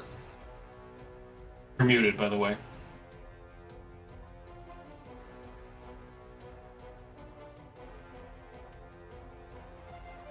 Nope, I'll stay up in the tree. Alright. Tez, it is your turn. Yeah, the light blade seems determined to get you, but you do get the D6 of healing. Oh, yes. Let me roll that. That's right. Kind of determine what I'm going to do here. Well, not really. Oh, that's good. Another 5. Motherfucker. I'll, does he looks like he's beat to shit, right? Yeah, he is not doing great at the moment. Fuck it. Fucking reckless. Both. Alright. Fucker, yeah, bitch. Ah, man. Barely hits. God damn it. These bastards in their AC. I also have not been putting any I'll rage say- damage. It's fine. Well, yeah, that would have changed things a lot. I will say that you get him on that first one. How would you like to do this? Oh, hell yeah.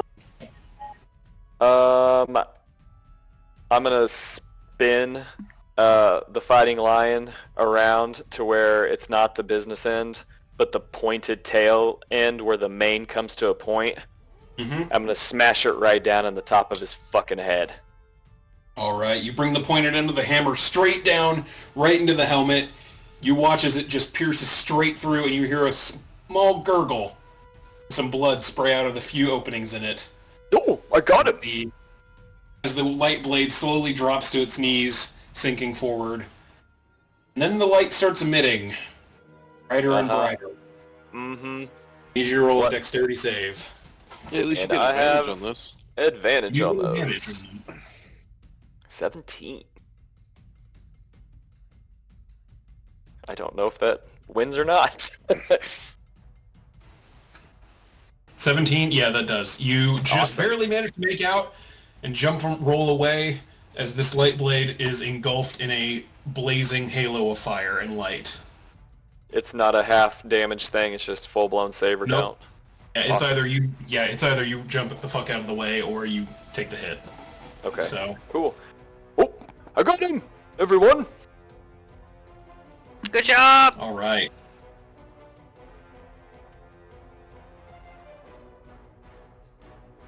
With that, well, can I? You still have movement. That's Can I right, and you still have another attack. Yeah. You have movement and another attack. I do have another attack. You got him on the first one. Ooh. I'm gonna turn over here to the one that is fucking around with Tyler, and I'm gonna throw the fighting lion at it. All right, go ahead and roll. Wait, let me make. Or you know what? No, I'll keep that original roll. That'll hit. Oh, Crit. okay, cool. So, I do need to get a little closer to make sure. So I'll stand right there. take a few steps forward and just chuck it. Ooh, 19 points Oh, of force damage. Tyler, you're raising your staff with energy, ready to like poke at this guy, get him, and you watch as this giant like metal maul in the shape of a lion flies into view and takes the guy out straight up, and then immediately gets pulled back and flies back into Tez's hand. I got him. Damn. That was cool. Yes, I don't know how it happens. Huh. All right, Taylor, it is your turn. The bonus action will move the healing spirit back under Tez again and shoot at this guard chasing me, saying, "You're not going to win."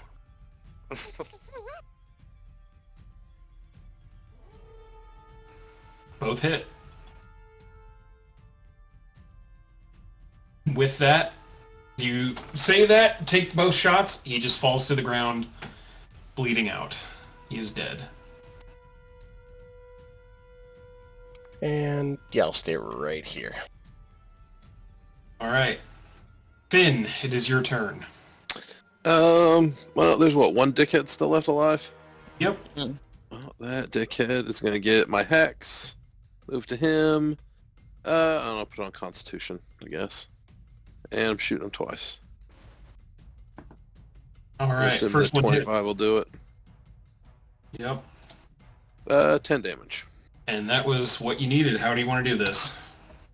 Yeah, I'm assuming he's throwing his spear up in the tree, so he chucks the spear up a tree and then just fucking takes one right in the fucking coconut.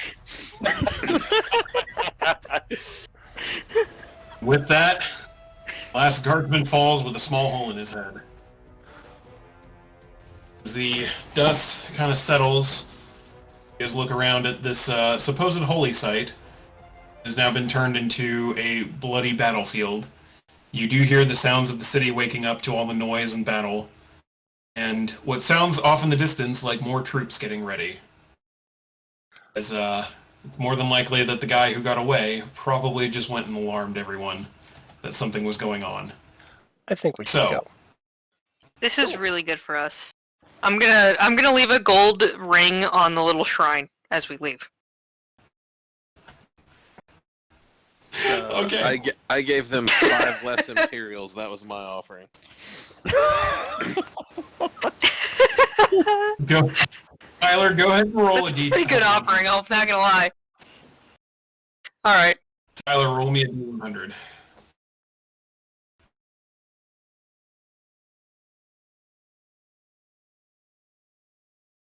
Wow.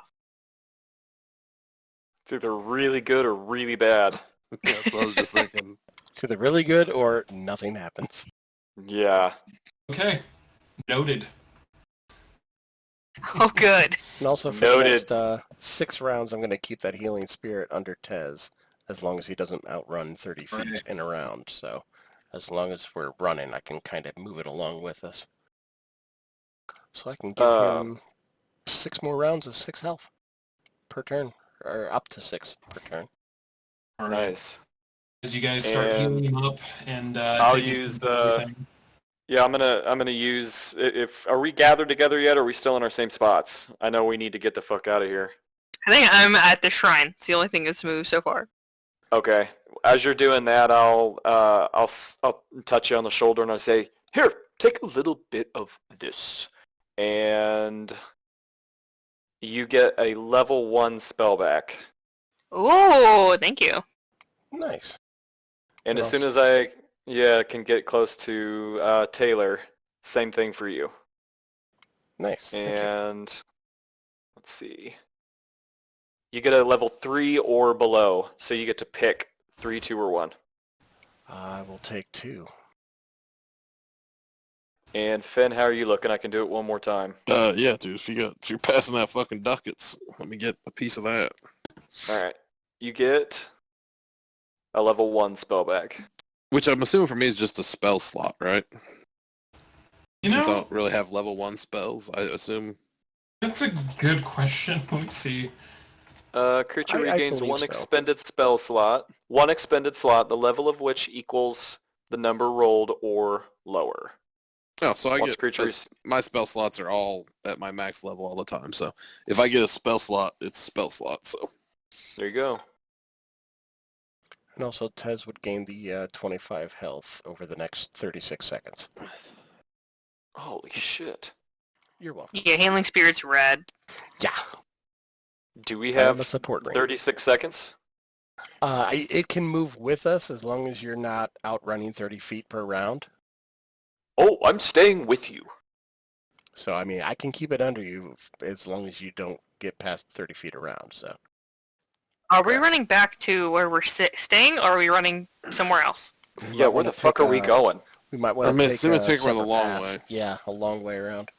Yeah. I mean, should we probably split up? Yeah, I'm gonna turn into a cat. Let's not just split up just yet. But yeah, let's get moving. I poof into a cat. No! Whoa!